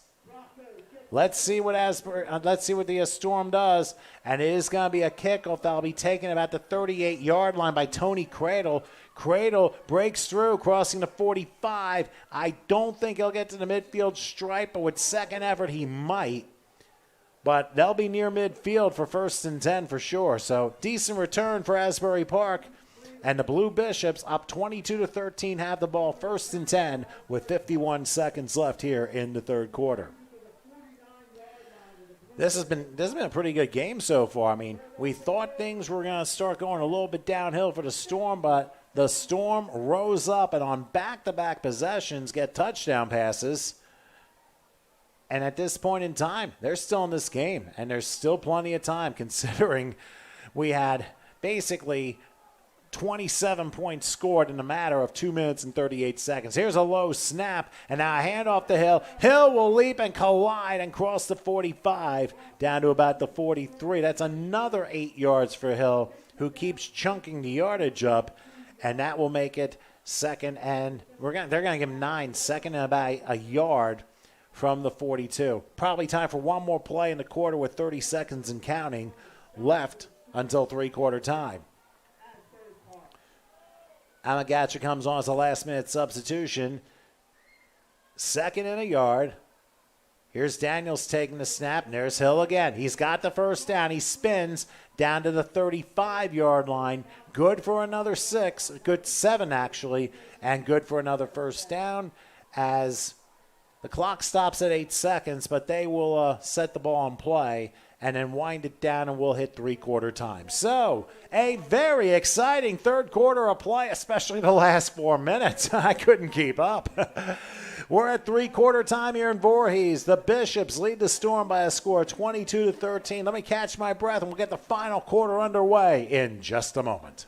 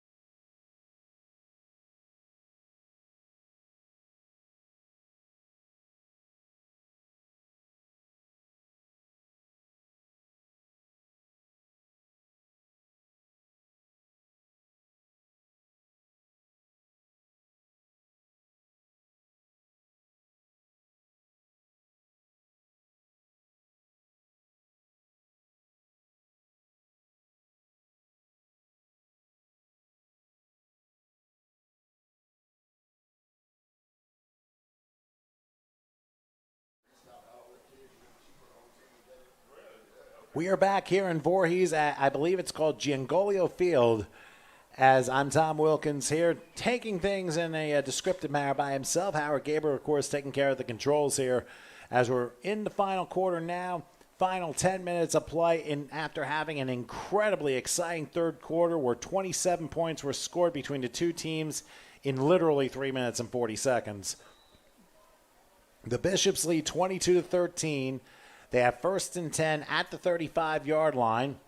Oh, the snap goes over Daniels' head. He has to chase it, and a lot of people overrun it. Who falls on the football? The Storm stay. They have it. The officials will say who's got it. And it is, I think, the Storm's ball. Yes, it is. A very high snap. The quarterback, Daniels, could not come up with it, and it looked like Dominic Carter was the one who fell on the football, and the Storm are back in business. And, folks, this is the first turnover of the game, if you were to believe that. I mean, that ball went flying over the head of Daniels, and like I said, snaps are so important. When you don't have the right snap, catastrophic things could happen, and such was the case here as the Storm get a chance from the Asbury Park 40. I wonder if they go back to Stewart again. We will see. First and 10. Here's Falk taking the snap. He's looking. He's firing. And a nice catch at about the 36-yard line. Only about 4-yard pickup, but still a very good catch by Deshaun Vaughn, brought down by Tony Cradle. So, I'll tell you, now the passing game's starting to fly here. First half minute of the final quarter. Storm forced a turnover and now looking to close the gap. Second, and we're going to say probably about 3. They gave him the 33-yard line. You can see the clock on the screen, but now we got flags down. We'll see what this is about. And that is a neutral zone infraction against Asbury Park. That's a first down for the Storm, and that means they'll be at the 28-yard line. So right now the Storm, they've got the momentum back. Not only did they score, they force a turnover. Now they get another score. Things get very interesting. They throw this one. Taking spin move, 25-yard line. That's probably about it. A very short gain, 3 yards for Jordan Messino. But it forces a 2nd and 7 as the clock is running, 8:50 and counting in regulation. This is going to be fun. I can just sense it right now. Those of you watching from wherever you are, hey, thank you so much for doing so. 2nd and 7 from the 25-yard line here. They're going to do the same play to the left. Oh, and that pass looked like it was dropped, and they're going to rule it a fumble, but I think the Storm fell on it. At about the 23, and look at the receiver was also shaken up. Might have been Stewart. Had it, and then he made a football move and then lost control, but luckily he got it back. So now the Storm faced with a 3rd and 6. Ball is spotted at the 25-yard line, so let's see what happens as Charlie Falk, the quarterback, comes back looking to get things organized. He'll take the snap. Oh, they're going to go to run play. Oh, there's an escape inside the 20 and thrown down inside the 20 to about the 16. It might even be better than that. Yeah, they're going to give him like the 13. That's a first down. A gain of 12. A huge play. Now the Storm in business. As you can see, the clock top center. 7:40 left in regulation. Just like when CBS and NBC back in the 1970s showed in the top center of the screen. Falk in the shotgun on 1st and 10. Takes the snap, looks. He's going to lob it. And it is incomplete. I think they went after Anthony Rivera that time. That ball spent so much hang time in the air. Who knows where it was going to come down. But it is incomplete, and it forces a 2nd and 10. Now, they can get a first down without scoring. The ball is spotted at the 13-yard line. So if they can get inside the 3, they got goal to go. And there's still plenty of time, 7:21 left.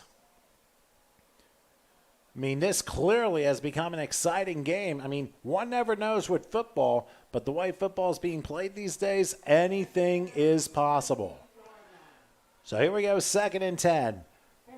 From the Bishop 13-yard line. Here's Falk taking the shotgun snap. They're going to hand this off out the middle, crossing the 10 to the 5. He dives in. Welcome to the end zone. How about that?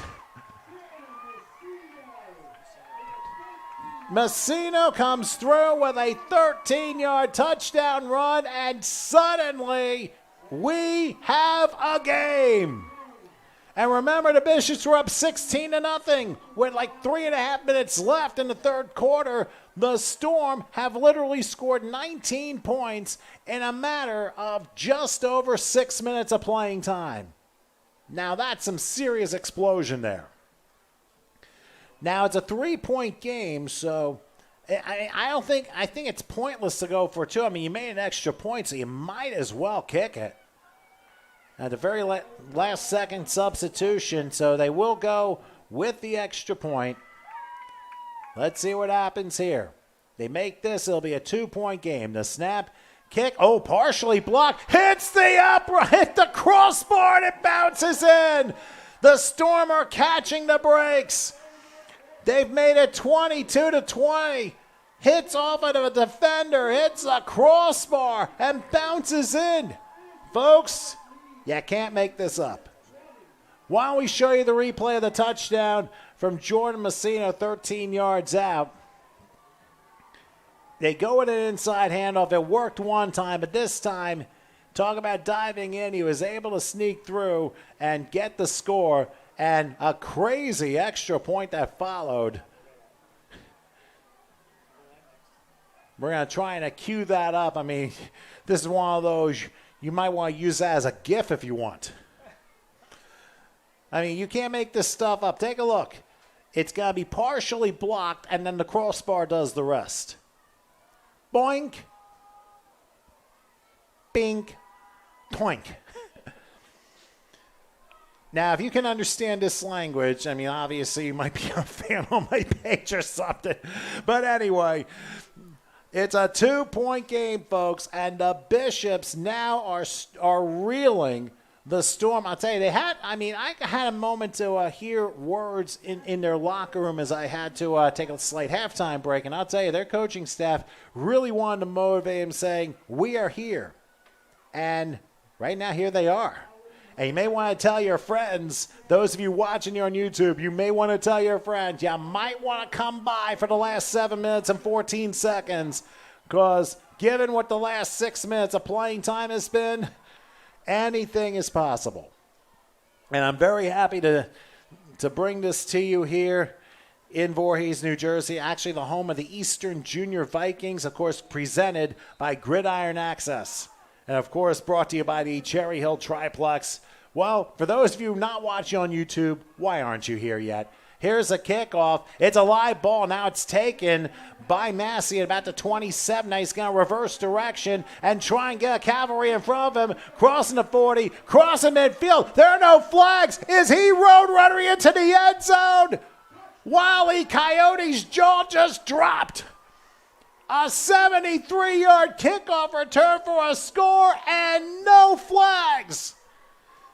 And now the entire audience can say, now we've seen everything. And there's still 6:58 left on the clock. Now if you're a Storm fan watching this, do not fret, because if they fail on the conversion, it's still a one-score game. So I wouldn't necessarily push the panic button just yet, but I'll tell you, we're basically seeing schoolyard football here in literal terms in the last 6.5 minutes of playing time, and the first of the bunch came, I believe, with 3:35 left in the third quarter, and then all of a sudden everything just fell apart from there.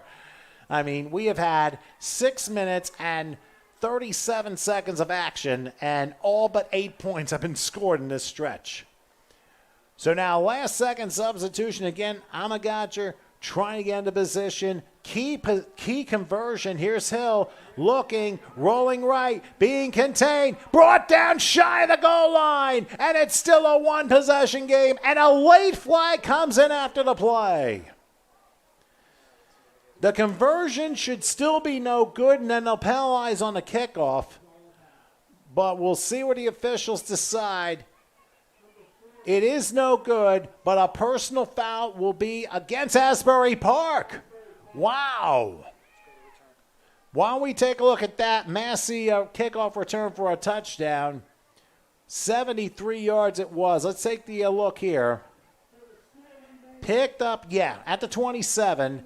And then look at the cavalcade of blockers he has. Massey had a 57-yard touchdown run earlier, and here he gets his blockers. And there's the Steven Spielberg classic, Catch Me If You Can. And they couldn't. 73 yards, and Massey's like, I am thrilled. I mean, he's had two huge plays. Forget Tyreek Hill. I mean, he's been pretty much the star of the game, but an honorable mention has to go to Massey.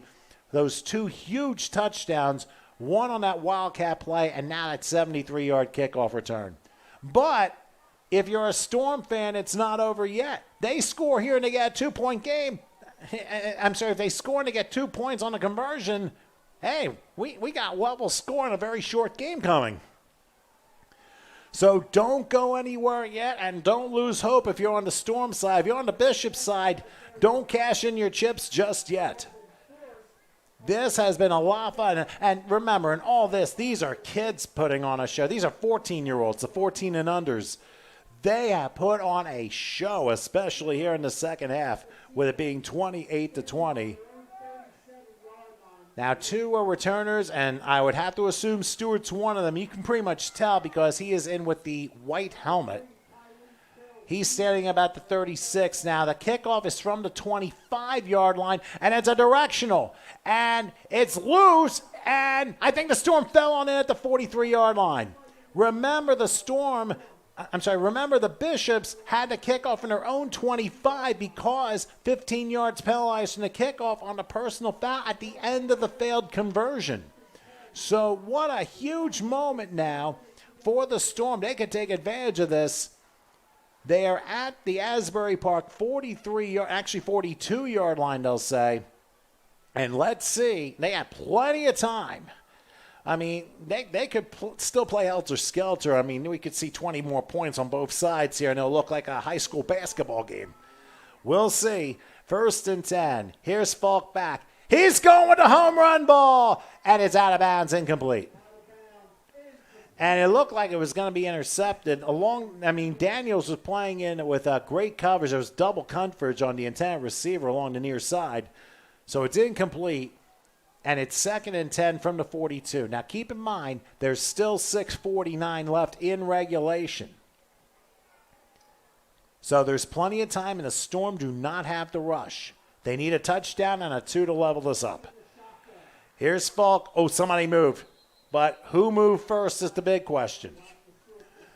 Obviously, when things like this happen, both teams are going to be pointing to each other, and it's a false start on a flinch on the left side against the Storm. If one person moves the air, says, he did, and they say, no, he did. And it's like nobody agrees on that, and you'll never see any agreements there. The officials have the final say, and that's a big 5-yard penalty on a false start. And that'll make it 2nd and 15 from the 47-yard line. Again, Falk in the shotgun. Same formation as it's been. He's going to throw a lateral pass. It is caught crossing the 45 down to the 40, so a nice gain on a play of 7. And it'll force a 3rd and 8 now for the Storm. I think it was Jordan Messino again who had the reception. He had the last touchdown for the Storm. Now comes 3rd and 8 from the 40-yard line. Clock running down to 6:20 left in regulation. When you have that close to the game, you can't say left in the game because you never know.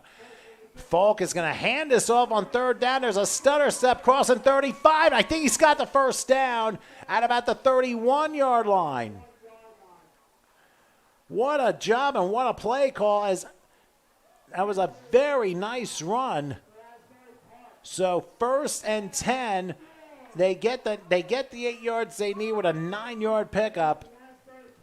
They will spot to 31. We are now under 6 minutes till time here in Voorhees. Storm looking to tie this thing up. They don't have the rush. Right now the clock is their friend, but they want to manage it wisely. Let's see what Falk does on 1st and 10 from the 31 of the Bishops. They're going to go with an inside handoff, slipping through a tackle, 30 to the 20. He will get to about the 10-yard line, maybe a little short of that. And that will be another first down. And now we're going to have a timeout called by Asbury Park. They are definitely reeling. We're going to stay here, so we're down to 5:29 left in regulation. The Bishops up 28-20 on the Storm.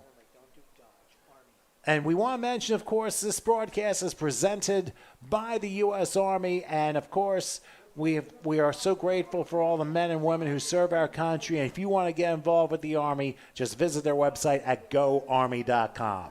And hopefully you did enjoy. And, of course, I hope you did enjoy the halftime presentation we had for you. Also, remember, this game is being presented by Gridiron Access, which, of course, has been a big sponsor to this broadcast here on YouTube. We're very thankful for them. And, of course, we're also brought to you one more time by the Cherry Hill Triplex on Route 70 in Cherry Hill. And I'll give you a suggestion. Their tagline is basically like this game, 5:29 left. Why aren't you here yet? Watch this. We have 118 people watching on YouTube right now, so tell your friends. This is going to be another exciting finish. 1st and 10. Here's a pass. Oh, a little bit of miscommunication and an inadvertent hit after the incompletion. So force a 2nd and 10. Ball is spotted at the 13-yard line again, so they can get a first down without having to score, and it can be goal to go. For those of you watching, kids that are involved in this game, is your heart pumping yet? Do not use tranquilizers. I promise you they will not work. 5:23 to play. 2nd and 10 from the 12-yard line. Here we go with Falk in the shotgun formation. He'll take the snap. He looks. Gonna take a shot for the end zone. A little too high, incomplete. Looked to be in double coverage, but it was a little bit too high, but better than a little too short and having an intercept in the end zone. So come back and fight another day, as they say. Incomplete, and now 3rd and 10 from the 13-yard line. This has turned to be an incredibly exciting game, a game where the Bishops led 16-0 with about 3.5 minutes up in the third. Now, here's a handoff up the middle. Oh, losing his footing, going down to about the 10 and maybe inside the 10, down to maybe the 9 for about 4-yard pickup. And now there is no room for error here. You have to go for it on 4th and 6 from the 9. I mean, considering the extra points, I mean, you could go for a field goal here and take your chances. The clock is running, though, with 4:50 and counting left in regulation. So, big call here. And they're going to huddle. I mean, we haven't seen too many huddles in this game, and now they're going to bring a new package. Oh, yeah, they are going to bring the kicker. And how about that? And even Howard Gabriel. And the kicker, by the way, I believe is Adriana Bracco. Yep, it is. This is going to be a 20-some yard field goal. The snap, kick on its way, but a flag is down. She kicked it through, but let's see what the penalty flag's about. There was a flag down before the kick happened. I mean, Bracco was perfect there. And the ruling from the officials will be defensive offside against the Asbury Park team, which now makes it half the distance. So you think that changes things?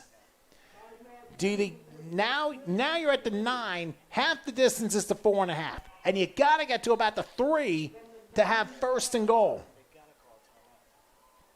And the clock continues to run. As you can see, they are going to try a short field goal again. This is going to be about 20 yards. And finally, a timeout called by the Storm. I mean, even Howard was saying to me on the left, hey, call timeout, call timeout. And finally, they must have listened. So as we're down to 4:01 left in regulation, we're going to keep it here. The Bishops over the Storm 28-20. And why don't we show you that kick again? I mean, and this was like the last one that we had just moments ago that was called back because of the neutral zone infraction. Now, this is the timeout call. There were Bracco, believe it or not, 2 for 2 in extra points, by the way. And it looked like, and she had a 25-yard field goal and kicked it like right down the middle. Now, this didn't count, but watch how sweet this is. Right down the pike. Right down Haddonfield Berlin Road, if you want to call it that. But unfortunately, a flag went down for the offside, and they stopped the play. So there was no play. So they couldn't have the option of keeping the 3 points or taking it off and trying it again. So the situation is this. There's 4:01 left in regulation. The Bishops lead by 8. The Storm right now are inside the 5-yard line. And they've just taken Bracco out, and they are going to go for it. I mean, you really have to at this point. I mean, this opportunity happens. You score. Now you can tie the game on conversion. You don't need the kicker unless you use her in one of those snap to the kicker fake plays. But we'll see. 4th and about 1.5 yards. They drive it through, and we'll see where they spot it. Asbury Park thinks they've held them, but it all depends on the spot of the ball. Now, remember, we're broadcasting from the 35-yard line the other way, so we're trying to give you the best screening as to where the officials are going to spot the ball. They may measure. Based upon the yard markers, it looks like he's a yard short. But they, I think, will bring the chain gang out. And I think a dejected Storm team looks like they might be half a yard short. And if that's so, then the turnover on downs has happened. I mean, the Storm gave it a heck of a try, and it was a good play call, but they're going to still measure. Now, the ball is spotted at about the 2. Oh, goodness. And like I said, it's plays like this at the end of the game that tell you it's about the spot of the ball. And the way it looks now, it looks like it's at the 2. Let's see if he gets it from this. And no, he's short. He's short by about. We had a little bit of a connection issue, so we apologize for that. 3:57 remains. Bishops lead 28-20, and the Storm fell 1 yard short.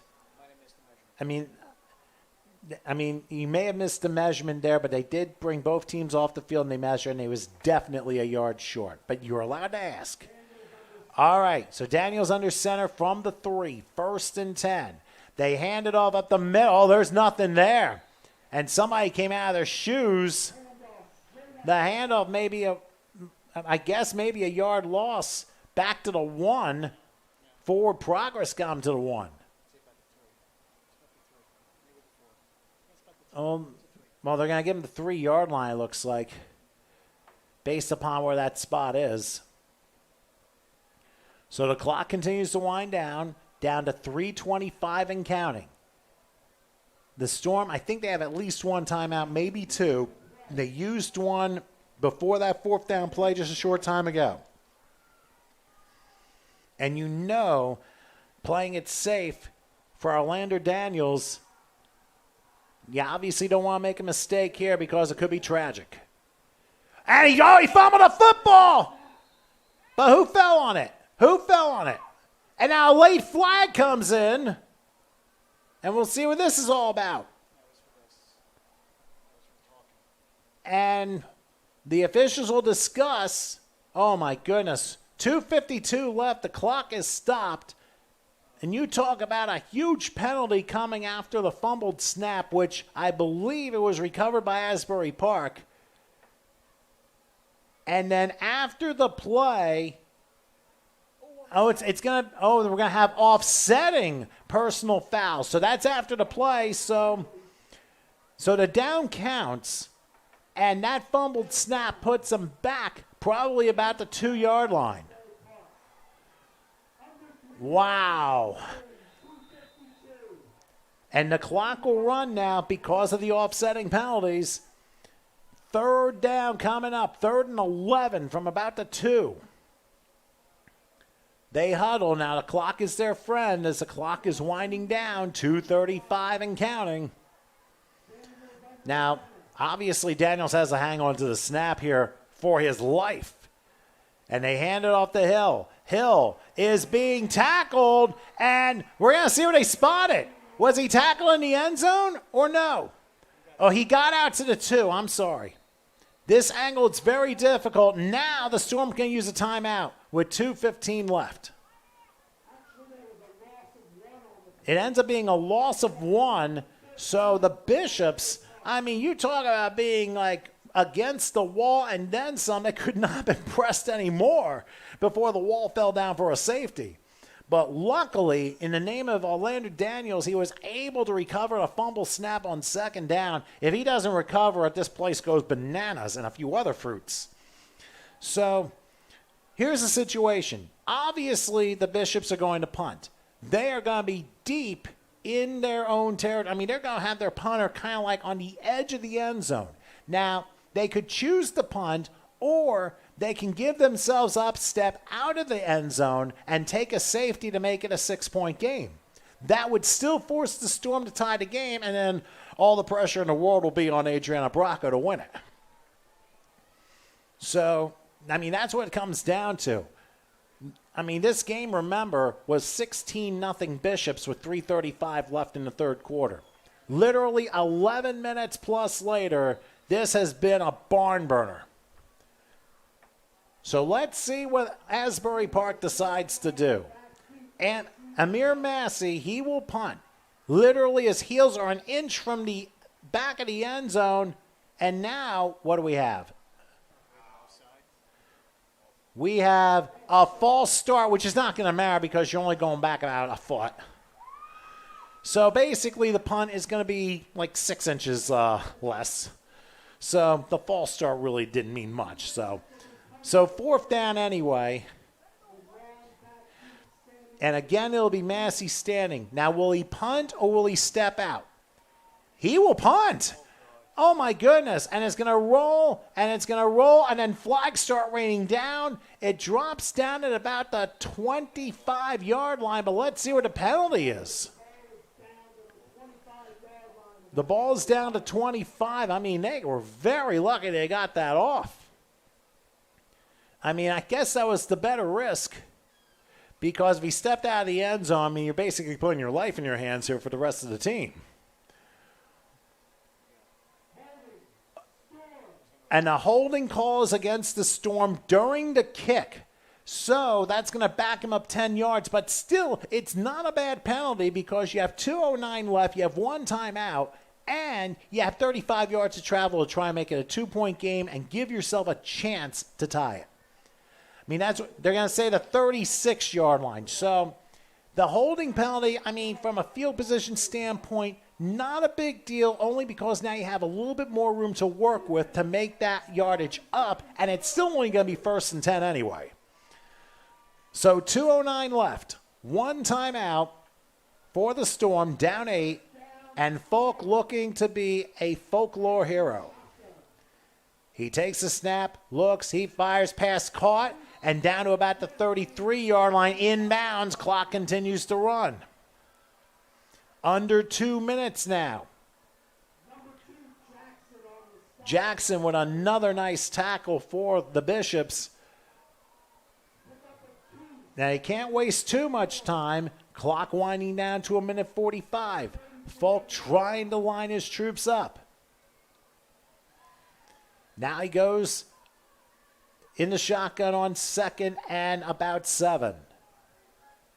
He'll take the snap, inside handoff, a risky play, crossing the 30. He'll get a first down, 25, and that's where he's going to be stopped. So that will be a first down. So they'll continue moving the chains. They stop the clock to put the ball in play. 1:22 left. So they move the chains, and then the official with the white cap, he'll signal by wheeling his arm, and now the clock runs again. 1:20 and counting. 28-20. Blue Bishops over the Storm. Oh, the grand finale. Curtain raiser coming up. Folk in the shotgun will take the snap. He's looking. He's going to go for the big throw on the right, and it is. It is intercepted, I believe. But the officials aren't saying anything. If that's so, it's Nasir Jackson. Now, it is, and the officials, I mean, the far official basically just pointed his finger. He should have given a touchback signal. But it is an interception in the end zone by Jackson, and that might have sealed it for the Asbury Park Blue Bishops. Let's watch again. Here's that big throw on the right, and it looked like it was just a little bit underthrown. I thought for a second both players had, and if that would have been the case, a tie would have been to the receiver. But you can see behind the official the dejection that I believe that might have been Milvo that was the receiver there. Couldn't tell who it was, but it looks like the Bishops are going to hang on and win this game. But I'll tell you what, the Storm gave it their all in the second half. And, I mean, obviously, this crowd a little bit stunned. It was a touchback following the interception, and now all Asbury Park has to do, now they're going to call timeout to discuss this, but the obvious choice here is just take a knee. The Storm only have one timeout left, but I'll tell you one thing. When you're looking at the MVPs of this game, I mean, first of all, give Folk a tremendous amount of credit for leading his team back. But I also have to give a mention to Aiden Stewart, who was phenomenal today, especially in the second half. Now, on the Asbury Park side, you could definitely go with two people. Tyreek Hill, who set everything up, but the man who made the two biggest plays, Amir Massey. 57-yard Wildcat run for a touchdown, and then that 73-yard kickoff return for a touchdown that basically calmed the tide of the Storm. And at that point, remember, I believe it was 22-12 at that point, or 22-13 at that point. That kickoff return for a touchdown really made things that really kind of put things away there. And outside my screen, obviously, I'm looking at Folk, very dejected. He's having his arm, he's getting some solace from one of his coaches as victory formation is happening as Asbury Park takes a knee, and I think the final timeout is being taken by the Storm here. So, and you got to give credit to all these kids. Now remember, they're kids, 14 years old, and they put on a wonderful, wonderful show, especially in the second half as it's 53 seconds left and the Storm can't stop it anymore. There's the second knee. Now they wind the clock, and one more of those will do it. So all the kids, all the parents of the kids, all the people who are here in Voorhees, they all deserve a lot of credit. And so do the Gridiron Access people who made a fantastic, fantastic league and show.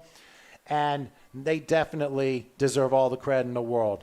All right, one final knee will do it as the clock winds down to 20 seconds. They're waiting for Daniels to take one more knee. There it is, and that will do it as the clock runs down, 15 and counting, and the Storm, who, as you can see, are frustrated by the way things turned out. Hey, give them credit for fighting back. Sometimes things don't go your way, but you know what? They really hung in there. You got to give them credit. But congratulations to the Asbury Park Blue Bishops for winning the championship, the 14 and unders. They win by a final score of 28-20. In fact, one of the players just did an Ozzie Smith backflip. That really is something else. And we had, I think, about 140 people, and the primary moment of the game that I got to see the end of this. But this was a fantastic show. So those of you in Voorhees and Asbury Park, you guys did a wonderful, wonderful job here, and everyone needs to be congratulated for it.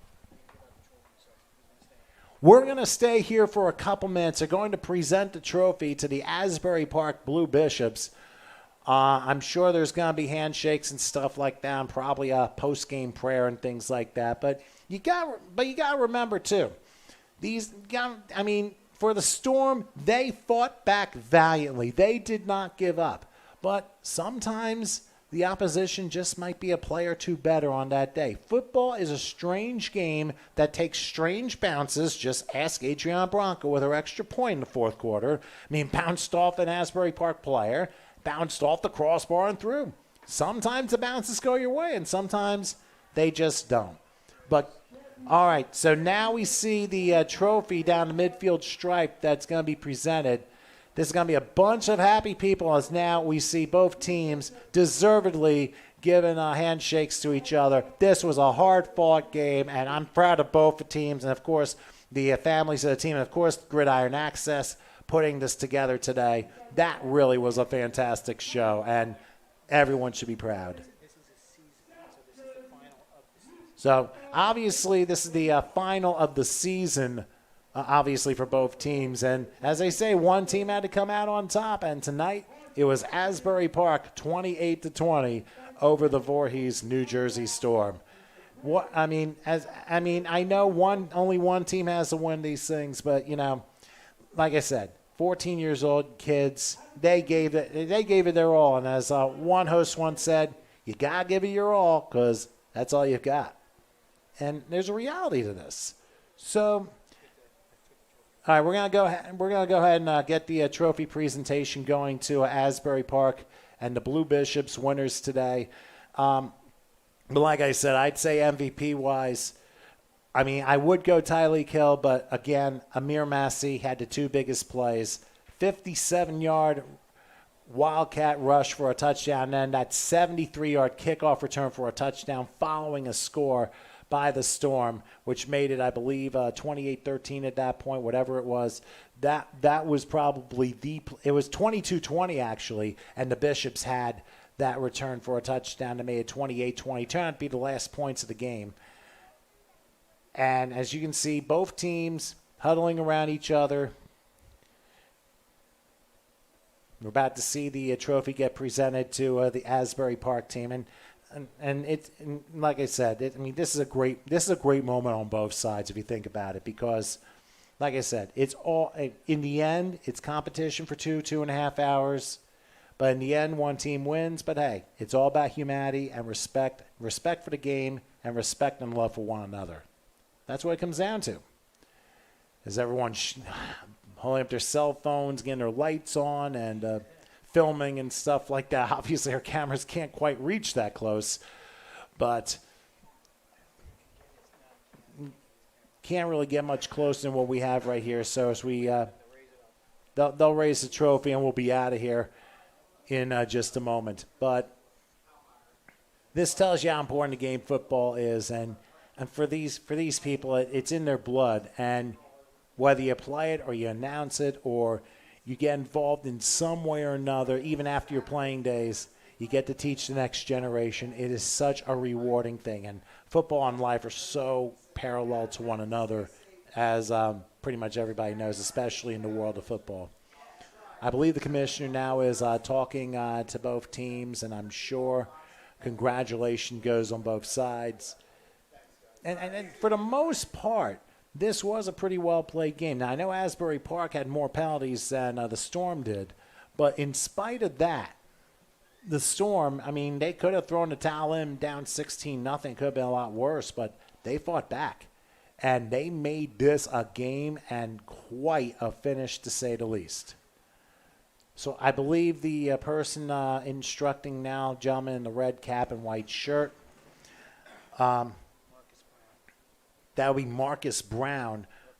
He's the representative for Gridiron Access. Also out there is Daniel Curtis, who is helping out with the post-game stuff. He's the guy in the white shirt, Daniel Black, I beg your pardon. So they'll be raising the trophy in just a moment here to Asbury Park. Usually some final congratulatory words, and then they'll do the team trophy.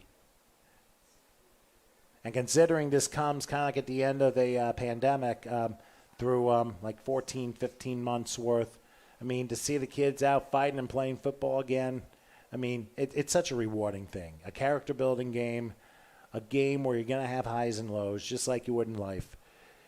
And in the end, it's all worth it. It really, really is. They'll go on and do other things, whether it be for high schools or other leagues or what have you. It really makes it all worth it, no matter which side of the scoreboard you're on. I forgot to mention, too, James Mouton was also speaking to the congregation surrounded in the midfield stripe. I know it can be disheartening, but it can be so rewarding. And I think they yelled both teams. They kind of like had a thing, and at least they all came together for the end part. And now, as the Storm, they walk away. Disappointed, but they should be proud of the effort they put up. It might have been a little bit short, and hey, in life it does happen, but in reality, you can never give up in games like this because you never know what can happen. But today, Asbury Park was just a little bit better, and the kudos go to them as they're the champions of their league on the 14 and unders. Don't think they've shown the trophy yet. Okay, somewhere in the middle of this, around the 45 is where they'll raise the trophy. Right now they're raising footballs about 10 yards behind them.